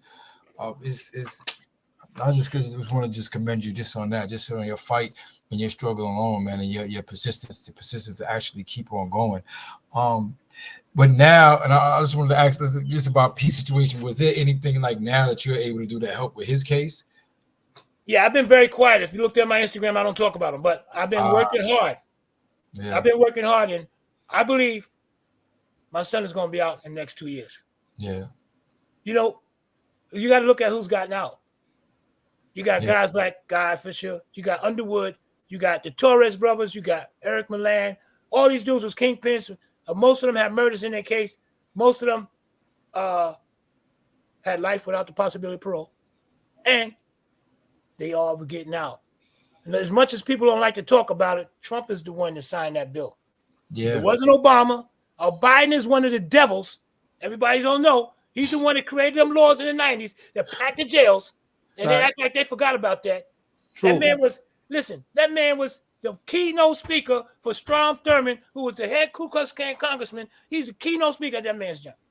Wow. I mean, I don't know how they just watched his history. Like all of a sudden, you know, they could talk about Trump's doing all this shit. Trump been on the Fresh Prince of Bel-Air. He was going on, what's her name? He's been on black shows, man. Yeah. He had Tyson, all of them, he's hung around. A motherfucking racist wouldn't have nothing to do with him. He's an emotional wreck. He says a lot of crazy shit, but he's the only one I've seen that had his door open. You got a problem? Come in here. Who you want? You want somebody to come in here and talk to me about? He started letting people out. Yeah. So, you know, on the criminal side, and I just want to say, for the guys that got death penalty, he was all right because before he left, he killed about 5 motherfuckers. He killed about 5 dudes. Yo, Pete, I just want to say we do respect the fact that you don't, want to spend too much time talking about your son. But I would be lying if I didn't say that, it is something for us to at least know his well-being. Like how man, I believe when I came home, the same way I thought about myself, I see him getting out. My son wasn't an old dude. He wasn't a repeat offender. All the dudes he had a problem with, all of them dudes was older than him. Some of them had just got finished murdering somebody. Damn near everybody had a gun on him. So it ain't like he shot a lot of innocent people. And if they let these other dudes out for murder when they had histories and they was in their 30s, and my son, I think he deserves the same recognition. The warden, the regional director, I've been speaking to everybody. They all respect him in there.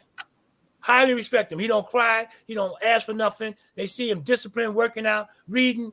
They don't know what makes that nigga tick. They appreciate him.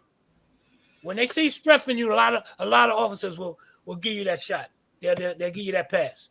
Yeah. And not to say that, he's getting a lot of contact anyway. But, if you kind of like straighten out the way, I mean, you can't be in the way unless you're just bugging out in lockdown. Let me ask you this, Big Pete. Yes, sir. We know that, Pistol, he actually followed your footsteps to the federal pen, but without further incriminating him or, saying anything that could, hamper his release. Do you think that he followed you into the street life, into the street game? I mean, what do you think? I mean, it's like a no-brainer. I mean, that could be a no-brainer for me. I don't know. I had a bunch of nephews that, he could hear stories from. Yeah. He's seen the cars. He used to be with me out of town. How old was he when you went in? 12. Oh, he was 12 years old? Yeah. But he started getting friends killed at 14. Life hits you kind of hard about what you think you got to do. Right. And that's what's happening with some of these other guys. This other kid, I just heard this story that, I was in the prison today and I was kind of messed up because he was 12 when his first friend that was a couple years older than him got 14, got killed. And then after that, there was a whole bunch of other dudes got killed in his neighborhood. So, judges need to hear that perspective how it is for a kid So to see. it's crazy. And you just reminded me of that and what you said earlier about the some of the issues of mitigating circumstances and mitigating factors, and that don't get brought up. But you see that in the news a lot. So a white kid to come commit a crime or do something crazy, heinous, and they're talking about his upbringing. Yeah, and you know what? Those are the ones that should be getting punished. Why did he do this? Why did he do this? Good lawyers, though, are going to tell you that, because even with my release, I had a life bid. When I came home from prison as well. I did 27 years. I did 25 of those years straight. You know what I'm saying? In the state or the feds? I did them in the state. Okay. But when I went to the parole board, I had to make them understand, show insight into my life and where I came from, how I connected to the streets, how I started in the criminal lifestyle at all, for me to even be the release. Because they know once you understand that, then you understand what you did, and you won't repeat it. If you don't know why you got into the streets or what you did to get into the streets, then you won't even know how to get out. You understand what I'm saying? There's no question. And also, you was trying to get them to see how it was in your shoes. No, but you got to remember, I went to jail for murders. So it's like, why would you do that? What would make, and I was living a criminal lifestyle. Straight up and down, you can't, I was living a criminal lifestyle, and just his upbringing, when those times come, he's gonna have to have these conversations, and he's gonna have to show insight into his life where it led him into that, and how he's gonna change that when he comes home out here. Oh, you talking about my son? Huh? Yeah. Hey, check it out. That man's like a professor. I know you want wise. to answer just like that nigga. Excuse me.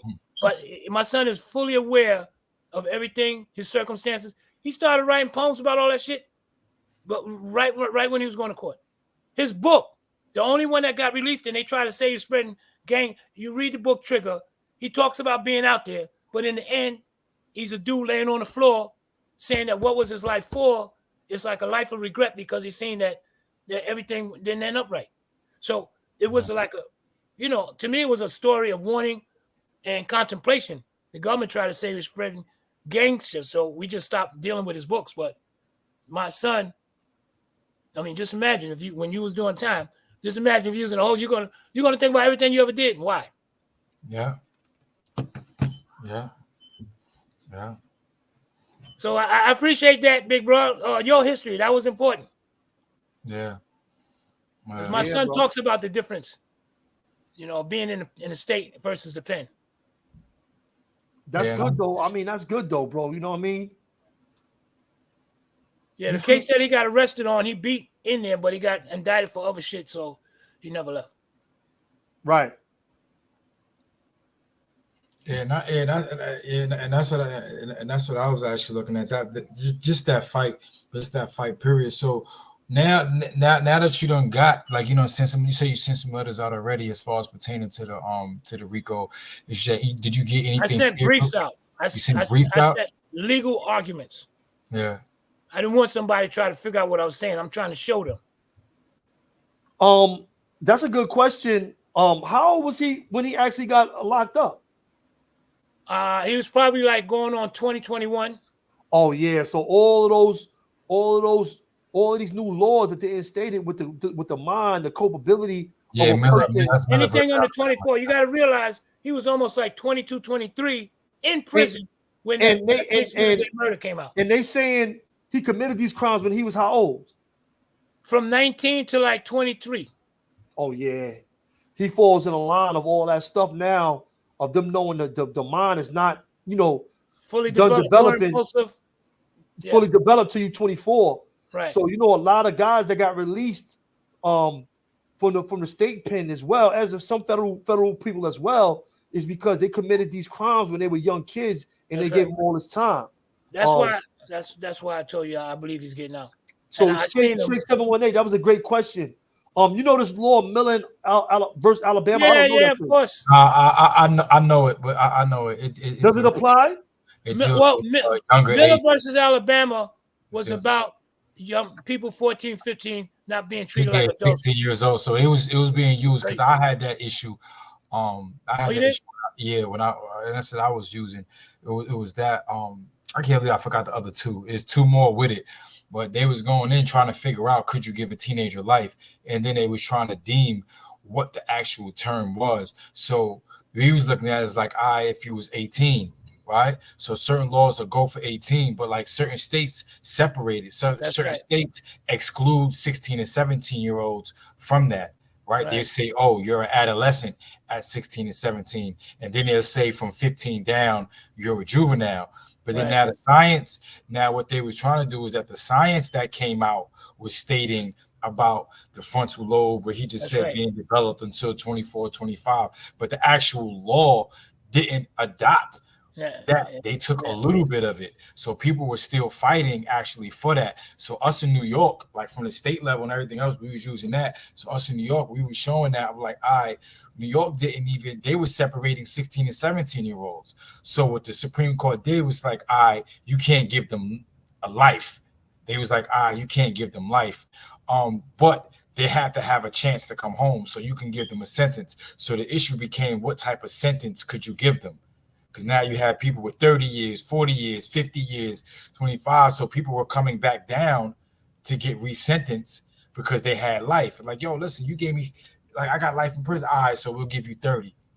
And then it became, the other issue became, all right, what was the proper sentence? So it's a lot of specifics in those cases as far as how you're being charged, which state you're being charged. Does your state have a sentencing guideline for juveniles? Are you considered a juvenile?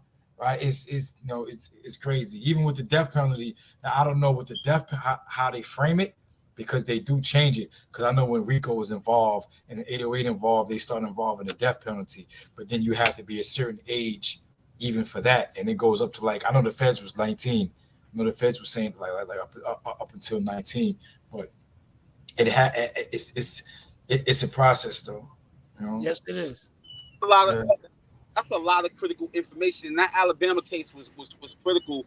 Yeah. I also know that it definitely applies to individuals that were young. To Mikey's point, that when we start speaking about what scientists are saying about the development of the brain and the lack thereof for individuals that were Pete's age, I'm just sitting here thinking, and I'm amazed at how young he was, and right now he's actually been under those lockdown conditions for over 20 years, correct? Yeah, 23 years, May, December. He went to that prison December 2000. Yo, man, and this is another factor that we're not even considering, that he's been under these very draconian conditions, these harsh conditions, man, for 23 years. And he's sentenced to no contact with society. Right. And I want you to know that wasn't his sentence to be in there that long. He was supposed to go in special housing unit for 18 months and be reevaluated. The judge died. The prosecution did some switched up shit, and they've been fucking over him. I was filing lawsuits and all that. They just blocked me. I wasn't a lawyer. I couldn't be his lawyer. And, they just kind of like isolated me for the next 14 years.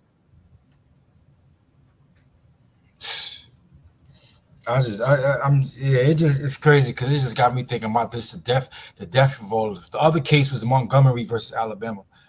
It was Montgomery.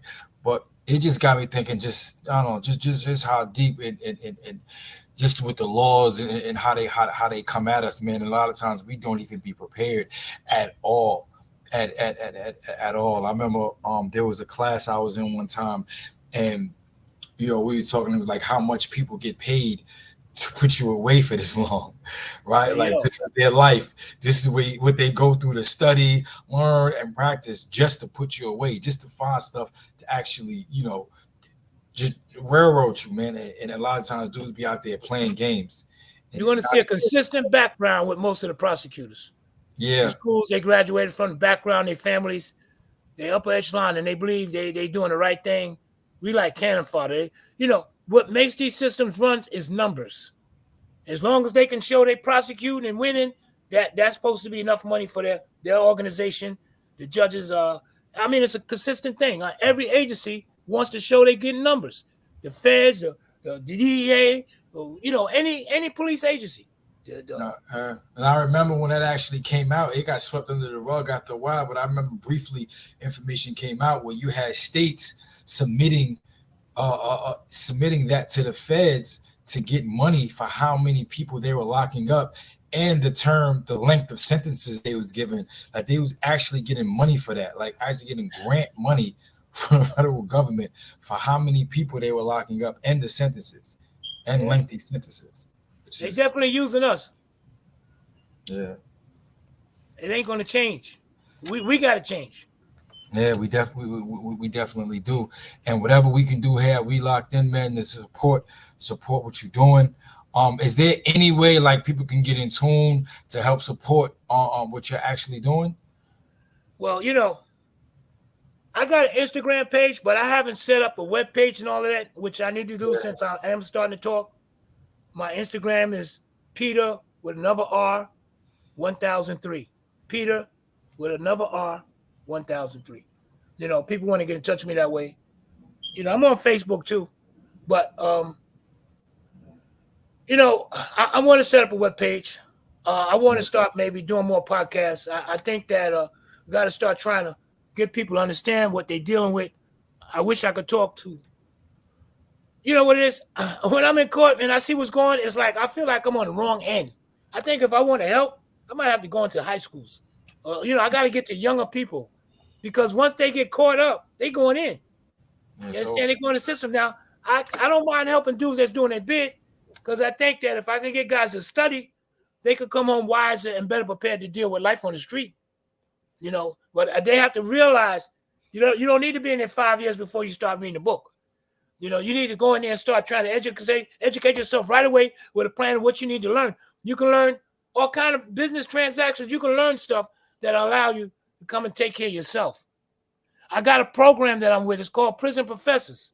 It started by an 848 kid out of Cuba. He's out of Miami. His name is Michael Santos. And I'm trying to get his program really available for guys on the street. He came home with a lot of money. He went in, learned the stock market, came home, brought him a house, and got married. Now he has a big program where he goes in and speaks to prisoners around the country, but he got judges, he got other lawyers, and I already spoke to a regional director of the BOP who was supporting him. I met him in the parking lot at the Supermax. He told me that he's involved. He believes in post-conviction rehabilitation, and he thought my son, because he was a warden out there for so many years, he thought my son was a good candidate. And I spoke to the warden out there. I'm just lining up my ducks in a row. Yeah, let's go. We here, like us here, we locked in, and we support you, we with you. I mean, so even if bro with the program, if he wanna lock in with us, come up to actually push the program so we can actually help facilitate that, because both the brothers, Mikey B and Moshe, both from their organization that they actually work with, we're working on building something, and the whole thing is to get our people free, man, and basically make a better way, period, and be a bridge.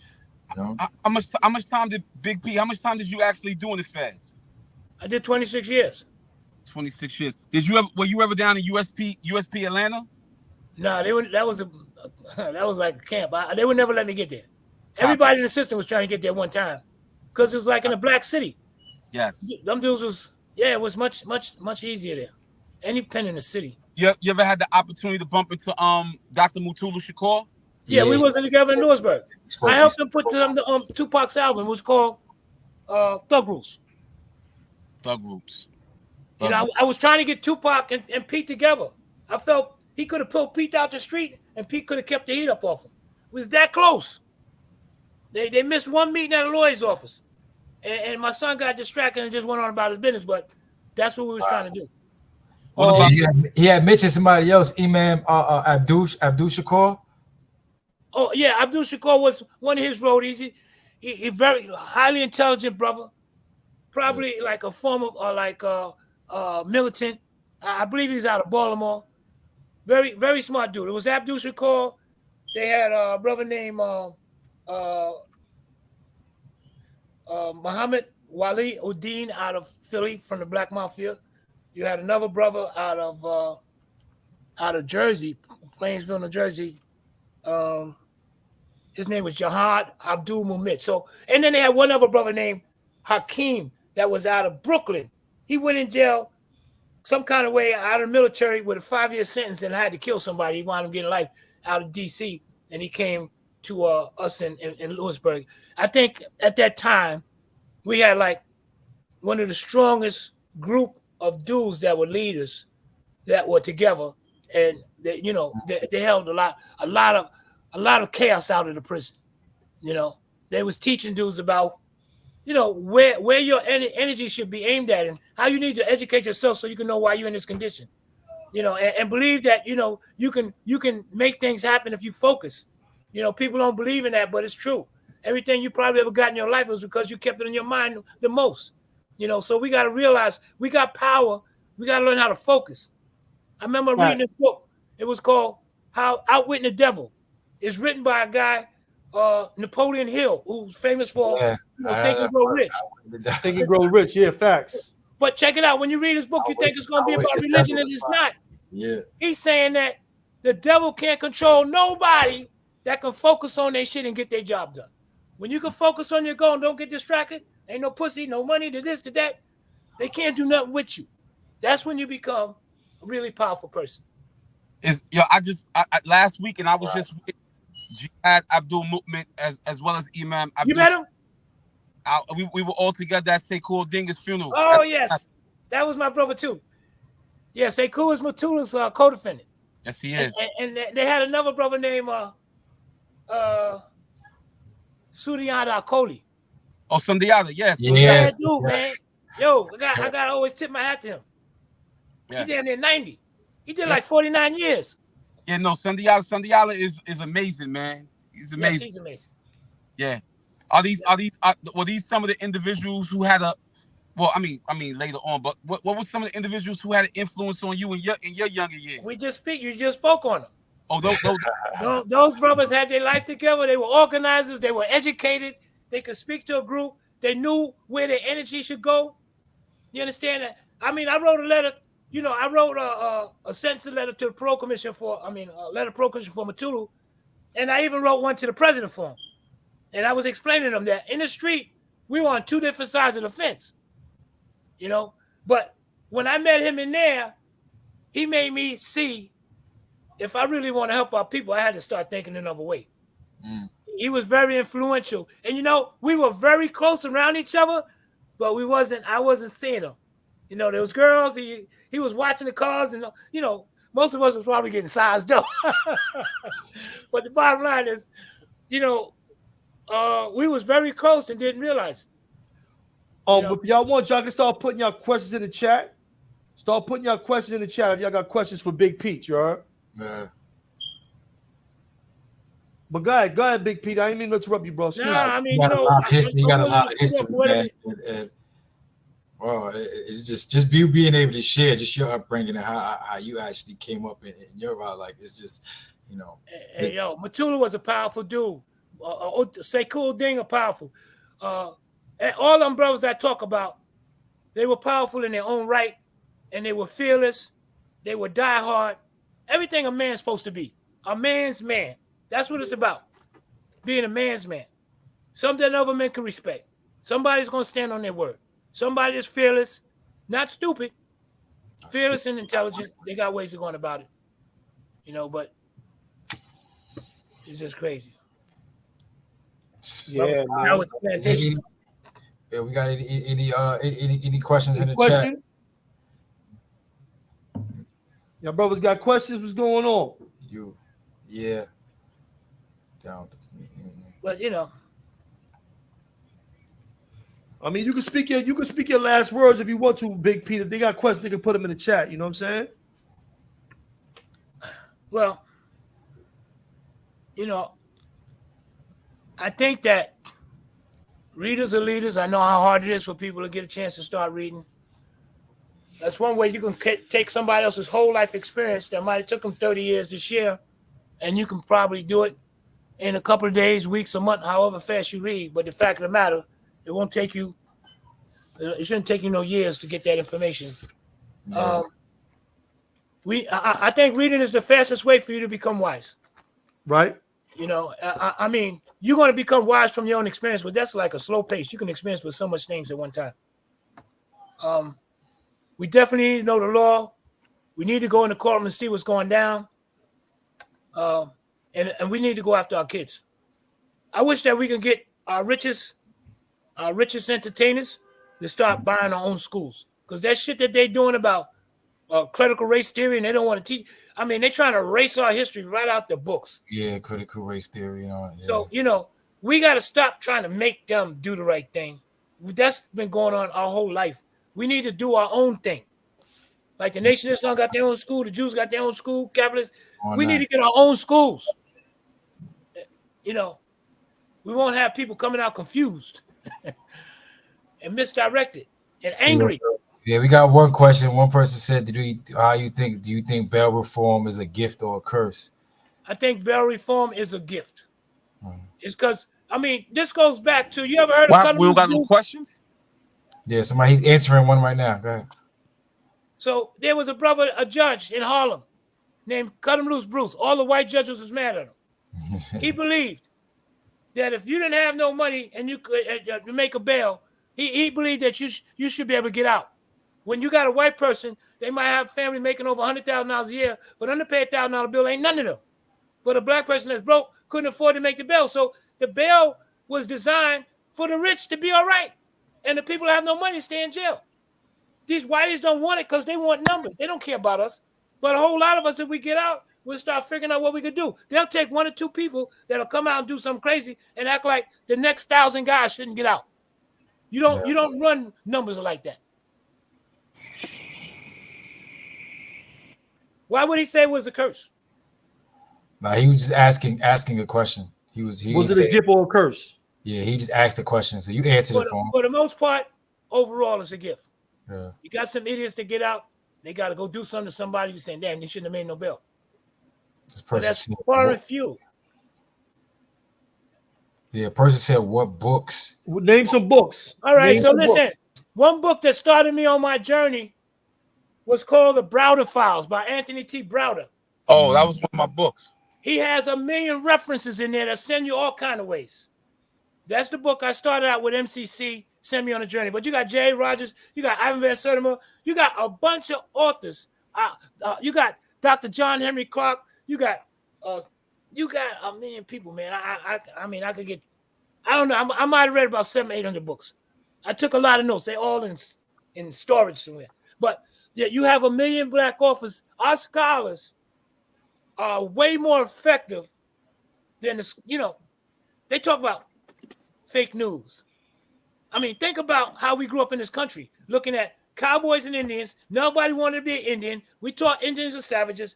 We're looking at a lot of fake history or some fairy tale shit that they built up about this country and them. And they believe it and we believe it. But when you hear the real history, you find out damn near everything they use and we invented. I don't know how much shit they found out in searching the tombs in Africa, reading. Once they learn how to read hieroglyphs, they coming out with shit like they act like they're inventing it. It's nothing new under the sun. They're not giving us no recognition. Just all them hundreds of years of us taking care of this country when they was agrarian and they worked for free. They got crazy rich. Just think, when I went to Rome, I took a fight in Rome for a title fight when I was out before. And when I first went to Rome, it just struck me how young the United States was at. I'm looking at the Coliseum. I said, damn, that's 2,000 years old. We don't got nothing like that in New York. In the United States. So we got a young country that took a whole lot of bullshit information, pumped themselves up, got more powerful than Europe, and now they basically trying to run the world. But we got a lot of misinformation, and the Africans are being misinformed, miseducated too. But there's awakening now with this TikTok and all this stuff. Yeah, there definitely is. Definitely is. Any yeah, I guess that's it. So you got any things you want to say, Mo, before we? Nah, just I just want to say thank you, man, Big Pete, for coming on. I appreciate the Elder Bashir, making it by Allah's permission, assisting us in this process. Brothers of that caliber who are behind the scenes helping us do this work, because we realize that it's a lot. Please forgive me for the background noise. So, I just want to thank the brothers of that stature who are doing, some great work. And I also want to say thank you, man, for gracing us with your presence, man. I mean, your son. I know that's obviously a difficult situation for you to have to deal with. But just you two, man, you guys mean a lot to us. Yeah. Your son means a lot to us. We obviously come from the same culture. We've been influenced by the same culture and things of that nature. But when I think about your son, he is this iconic figure in our communities. And we all realize that, of his predicament right now. So, you have our support, man. We locked in, and we want to help and do anything that we possibly can to help draw attention to your efforts to try to get him out of that predicament, because we don't want anybody to be under those circumstances. And to imagine that he's been doing that for over almost a quarter of a century is just like heart-wrenching. But we truly appreciate you coming on and sharing your thoughts with us, your wisdom, your experiences, and just having the opportunity to build with you, man. Unfortunately, I wasn't able to be through the whole interview, but I'm confident that my brothers were able to, ask you those questions that we love to ask here. We locked in. But again, man, thank you for coming, my brother. We truly appreciate it. Thank you so much. I appreciate that. I appreciate y'all, and I'm hoping that maybe I can get a copy of this so I can edit myself. We give it to you. All right. And maybe soon that I could tell you about some developments, especially with him and the law. Because I'm trying to spread this argument around. It's one of the things that's been making me kind of have a problem sleep at night. These guys are not like this. You see this question right here? What's your thoughts on integration? On integration? Yep. Well, I mean, I think that's what's one of the things that destroyed us. I mean, when we was together in Harlem, where everybody had to stay right one place, we had we had more power. We had all our intellectuals in the neighborhood, so it was much more of a respect. Once we got out of our neighborhood, once they kind of like got us like thinned out and diffused, everything kind of fell apart. So I think that integration on the other end, sometimes with integration, we're able to get some things done. But whenever they see a mass of us coming, they're going to close the door. So I really don't, when I see people that, well, I made it through my own bootstraps, oh, I don't know why they can't do it. I think that's a very narrow-minded perspective, because we know when we come, there's white flight. They're not going to see a whole bunch of us coming and keep that door.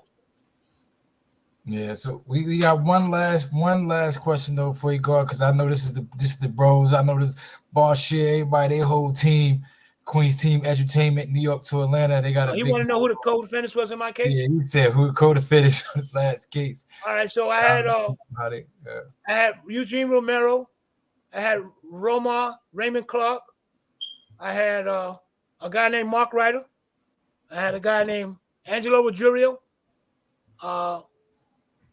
I had one guy named Alfred Dix. That's the only people that was going to trial. Yeah. Everybody else. And when you say Romar, you talk about Romar from Harlem? Well, Romar is really from the Bronx, but he was really like Mike Romero, which is Nicky Barnes' nephew. He was like his really close confidant. Yeah. Yeah, no, I'm bugging. He is from the Bronx. I apologize. Yeah, you talk about Romar from the Bronx. I mean, Romar moved downtown for a minute. He was born up in the Bronx, and then he moved down to Jesse Gray building on 110th Street. Then he went upstate to go to play football. He's been around a lot of places. But I think a lot of his young men, probably like 16 to 20 or something, he probably was, in the Bronx. So that was like their whole team, or you was like Nicky Barnes' whole team? I named 2 white guys. Yeah. One is Jewish. He was kind of like a money man. The other one was John Gotti's childhood friend. Yeah. So we got like the Eastern District and the Southern District. In the Eastern District part of the case, Gene Gotti, John Cunningham got convicted. On the Southern District, it was me and Romar. Was like the black side with a couple of them, with Angelo and Mark. Angelo Ruggiero, that's Quack, right? Huh? You talk about Quack? I don't know about quack, but I know that. No, is that who you talking about? You talking about Angelo Ruggiero, right? Yeah. Okay. Yeah. Somebody said about submitted. That's coming. I mean, I don't even like to talk about what's coming, but the bottom line is that whatever they look like is working. I believe he has a strong argument. Just know that Big Pete on it, man. We know if we got Big Pete on the job, we ain't got to worry about that. Well, I tell you what. I really appreciate you, though, bro. Word. Oh, say who they talking about? Did you know Definitely. Fat Jack? Yeah, I knew Fat Jack. Yeah. I was a kid. He was getting money. Had a record label. He was a. Make sure y'all know, man. Make sure y'all like, subscribe, share. You know what I mean? Hit that notification Big bell. Pete is in the building, man. Free Pistol Pete. Hey, I appreciate y'all, man. Y'all OGs. Y'all two are OGs. Yo, you the OG. I would like to meet with y'all someday. You the elder. You know, all we do is back to elders. We back to real stuff that's going on out here. If you need our help on your work, me and Moshe, we in a nonprofit organization. We both, we coordinate. What do you do with your nonprofit? Moshe is the director for CCA. I work for another organization. I'm a case manager for reentry. I coordinate that. You know what I'm saying? Okay. I also do. I would like to listen. If anything y'all need me to do and talking to people there, I appreciate that. I like to, I think reentry, we definitely need help there. I'm going to try to start something that's going to be trying to get the guys inside to focus on coming home, preparing to come home. Yeah. That's I do a lot of work like that. I work with some families. I'll be working with, mothers and sisters, and I work with some guys that's in the prison that's coming home. But primarily I help people that's out here get acclimated back to society. Yeah, man, I'm telling you, man. Make sure they self-sufficient when they touch out here. I get them jobs. Right. All the things that they need to be self-sufficient in society. You know what I'm saying? That's what I really do, y'all. Yo, when I came home and I was in the halfway house, them motherfuckers didn't want me to have a phone. But they was telling me, go out there and get a job. I said, yo. Yeah, I hate every day. I didn't understand. I work with a lot of guys in the federal halfway house. I'll be going to the picking dudes up, helping them get jobs. Right. That's getting great. them their boots, getting them the tools they need, their boots. That's great. IDs. I pay for all that kind of stuff. I do all that. You know what I'm saying? Hey, I was just on something last night. These brothers in Georgia, they in the prison some kind of way. They doing a podcast. They had me listen, and this brother was talking about how he's been in jail since a kid, and he just got out. I think he went in at 14, and he just got out like at about 29 or something.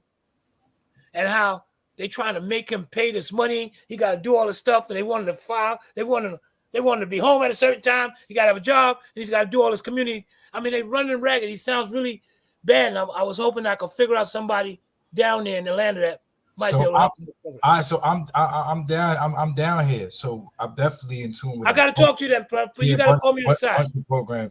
Yeah, and I experienced that as well. I went in at 16. I came out at 41. All right, so we need you because these brothers showed me that, and I felt so bad. I told them I'm going to see who I can find out that can help this brother. All right, definitely. Do you remember a brother named Brother Hess? He's a lifer inside, and he reached out to me, but I mean, we could talk later. What he says about this is great show. Guys from Queens get money. Guys from all over. I got a lot of friends in Queens. Man, make sure y'all hit that notification bell. Make sure y'all hit that.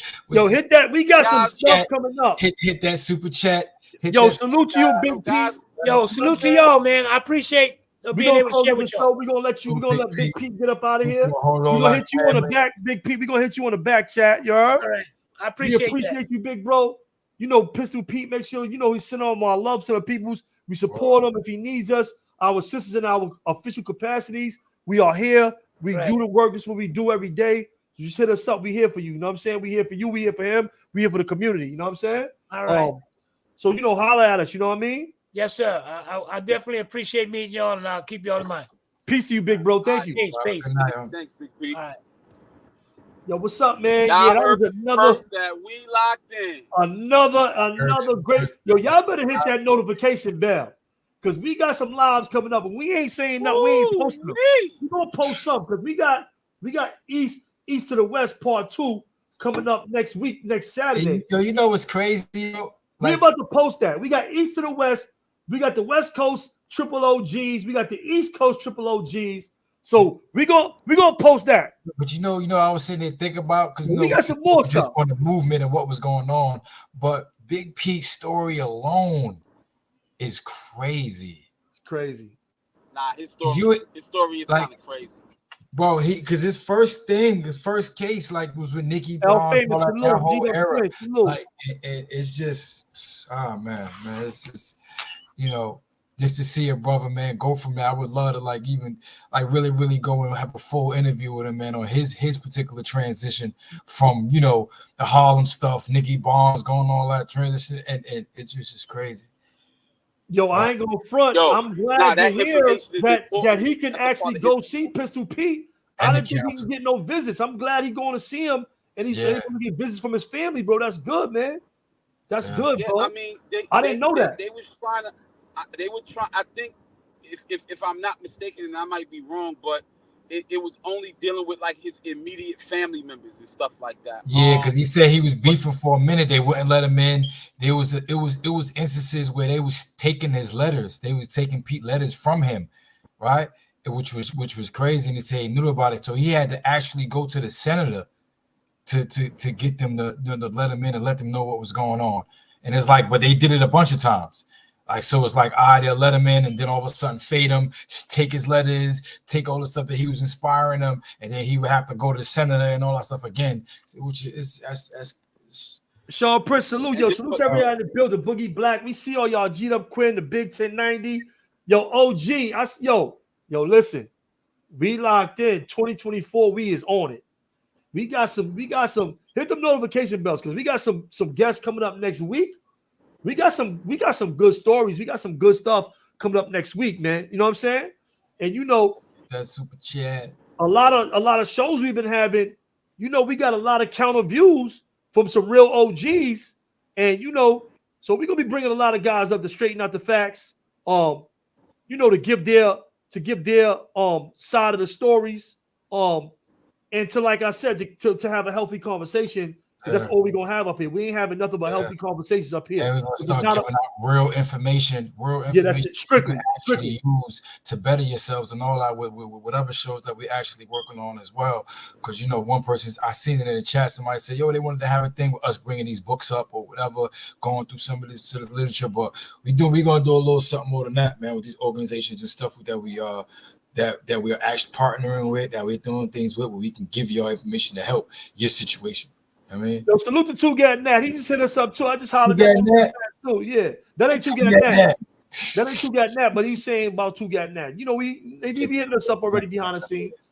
Yeah, sincere. What's happening, bro? Yo, we working, bro. We got some more shows. We get like, yo, listen, next Saturday, yo, we about to post it up. We about to put the thumbnail up. But next Saturday, the east to the west, the New York big homies. The West Coast big homies, the triple OGs. This is about to be an epic one. Yeah, you know what I'm saying? Might pop up on Tuesday on y'all. We about to find out if OG Mac was really out there in California, if he was really with the Millers or whatever was going on. You know what I'm saying? We about to find out. We about to get to the bottom of all this, you heard? Yeah, we got some people on the ground right now in Miller country. We got some 30-year-old cap we about to clear up. Yeah. Capping for 30 years, you heard? We locked in on this. Capping since capping was capping. You know what I'm saying? They've been capping since they met the captain. Hey, yo.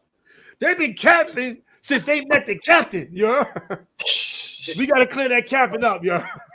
We got to clear up the cap. We got to clear the cap, yo. We got to take all the I like that King Move podcast. I like it. All lowercase. Yo, listen, our shows is going to be in all lowercase after this. No caps, no more, you heard?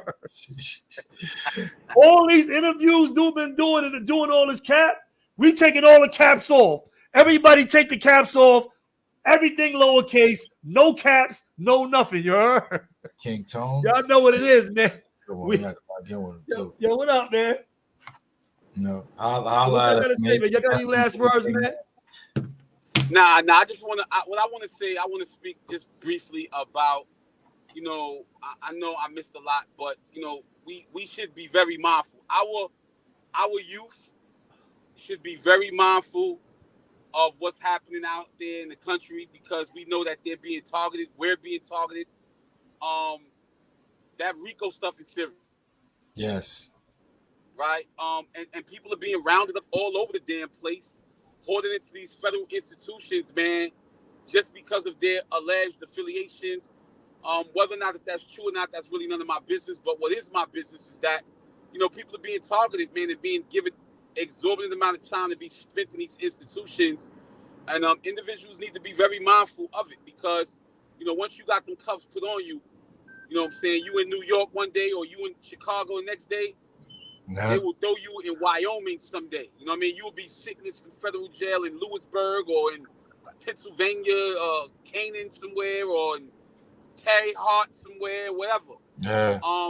They don't have no problem doing that, and this is why you got to empower yourself with information so that you'll know exactly what's at stake and what's really going on behind the scenes because it's a really messed up situation to be in when you don't really know what the opposition is throwing your way and they're using all these foreign terms and you have no knowledge of what's going on. And next thing you know, you're sitting there with that look like, yo, what the hell are they talking about? So this is a very, very interesting topic. We had an elder come up in here, somebody who has firsthand experience. Not only that, we have somebody who he knows who has experience, who he is emotionally and psychologically and biologically connected to. A cultural icon in our communities, Pistol Pete. Somebody who was directly impacted by that on both levels. So I think this is a very important topic. We shouldn't invalidate the importance of it. This is extremely important. So on the back of all this gang stuff that we've been discussing, I think individuals need to start paying attention to We Locked In. I'm just keeping it 100. Right. But, that's all I got to say regarding that, man.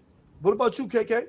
Nah, just to change the tone and just push it a little further. What the bro is saying, just how serious this stuff is, man. We get caught up, in the hoopla. Yeah, feel good, yeah, but just how serious things is and how we are being targeted and how we are being affected and how many lives are being lost and so many individuals going to prison. Just like the fact that Pete been in there in isolation with 23 years sitting, you know what I'm saying, in isolation, and he's been in isolation. On earth. Yeah, and just like Big Pete said, like it wasn't even supposed to be in there but I think it's 2-3 years, whatever.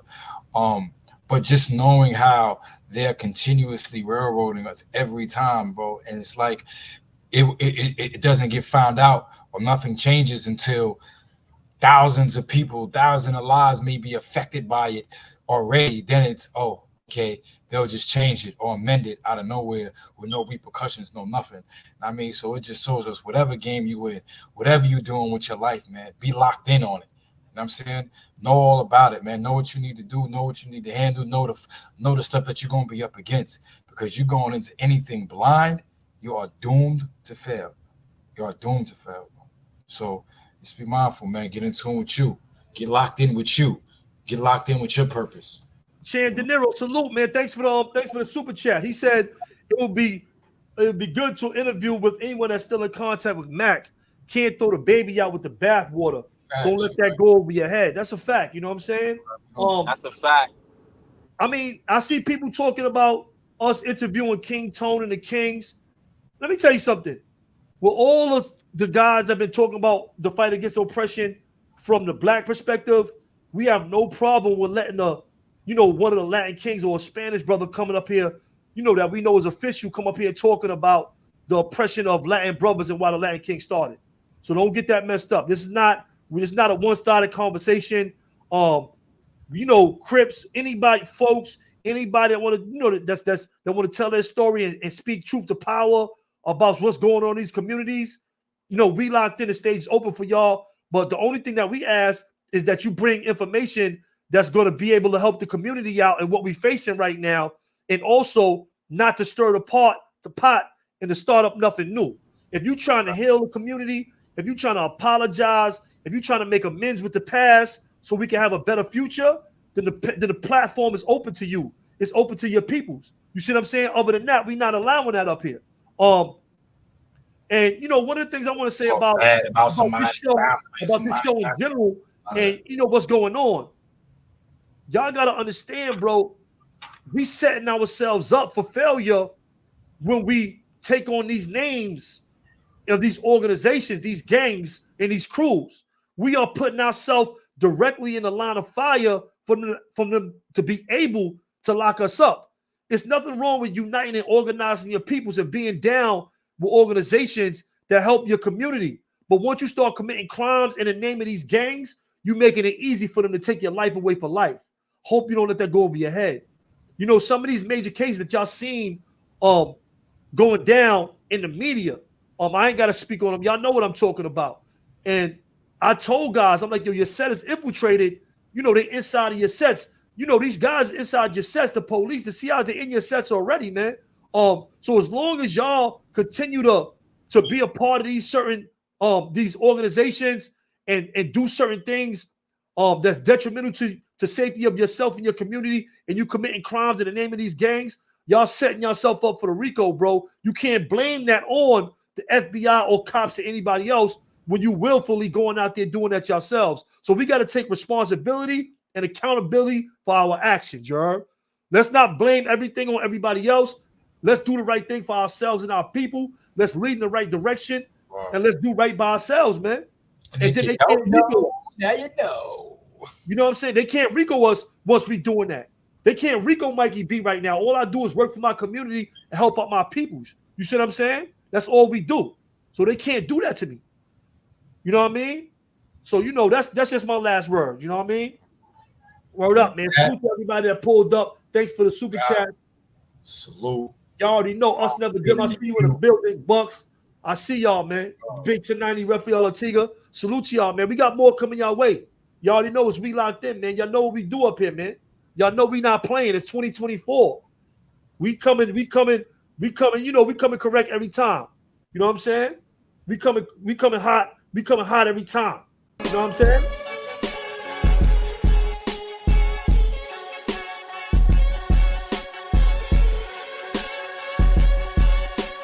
Y'all know what it is, man. We locked in, man. That's right. Stand on law. You already know what it is, man. Salute. Y'all know what it is, man. We locked in, man. Yo, hit that like button. Hit that share. Hit that notification bell. We got interviews coming up. Y'all. Make sure you hit that notification bell. Y'all know what it is, man. We locked in, y'all.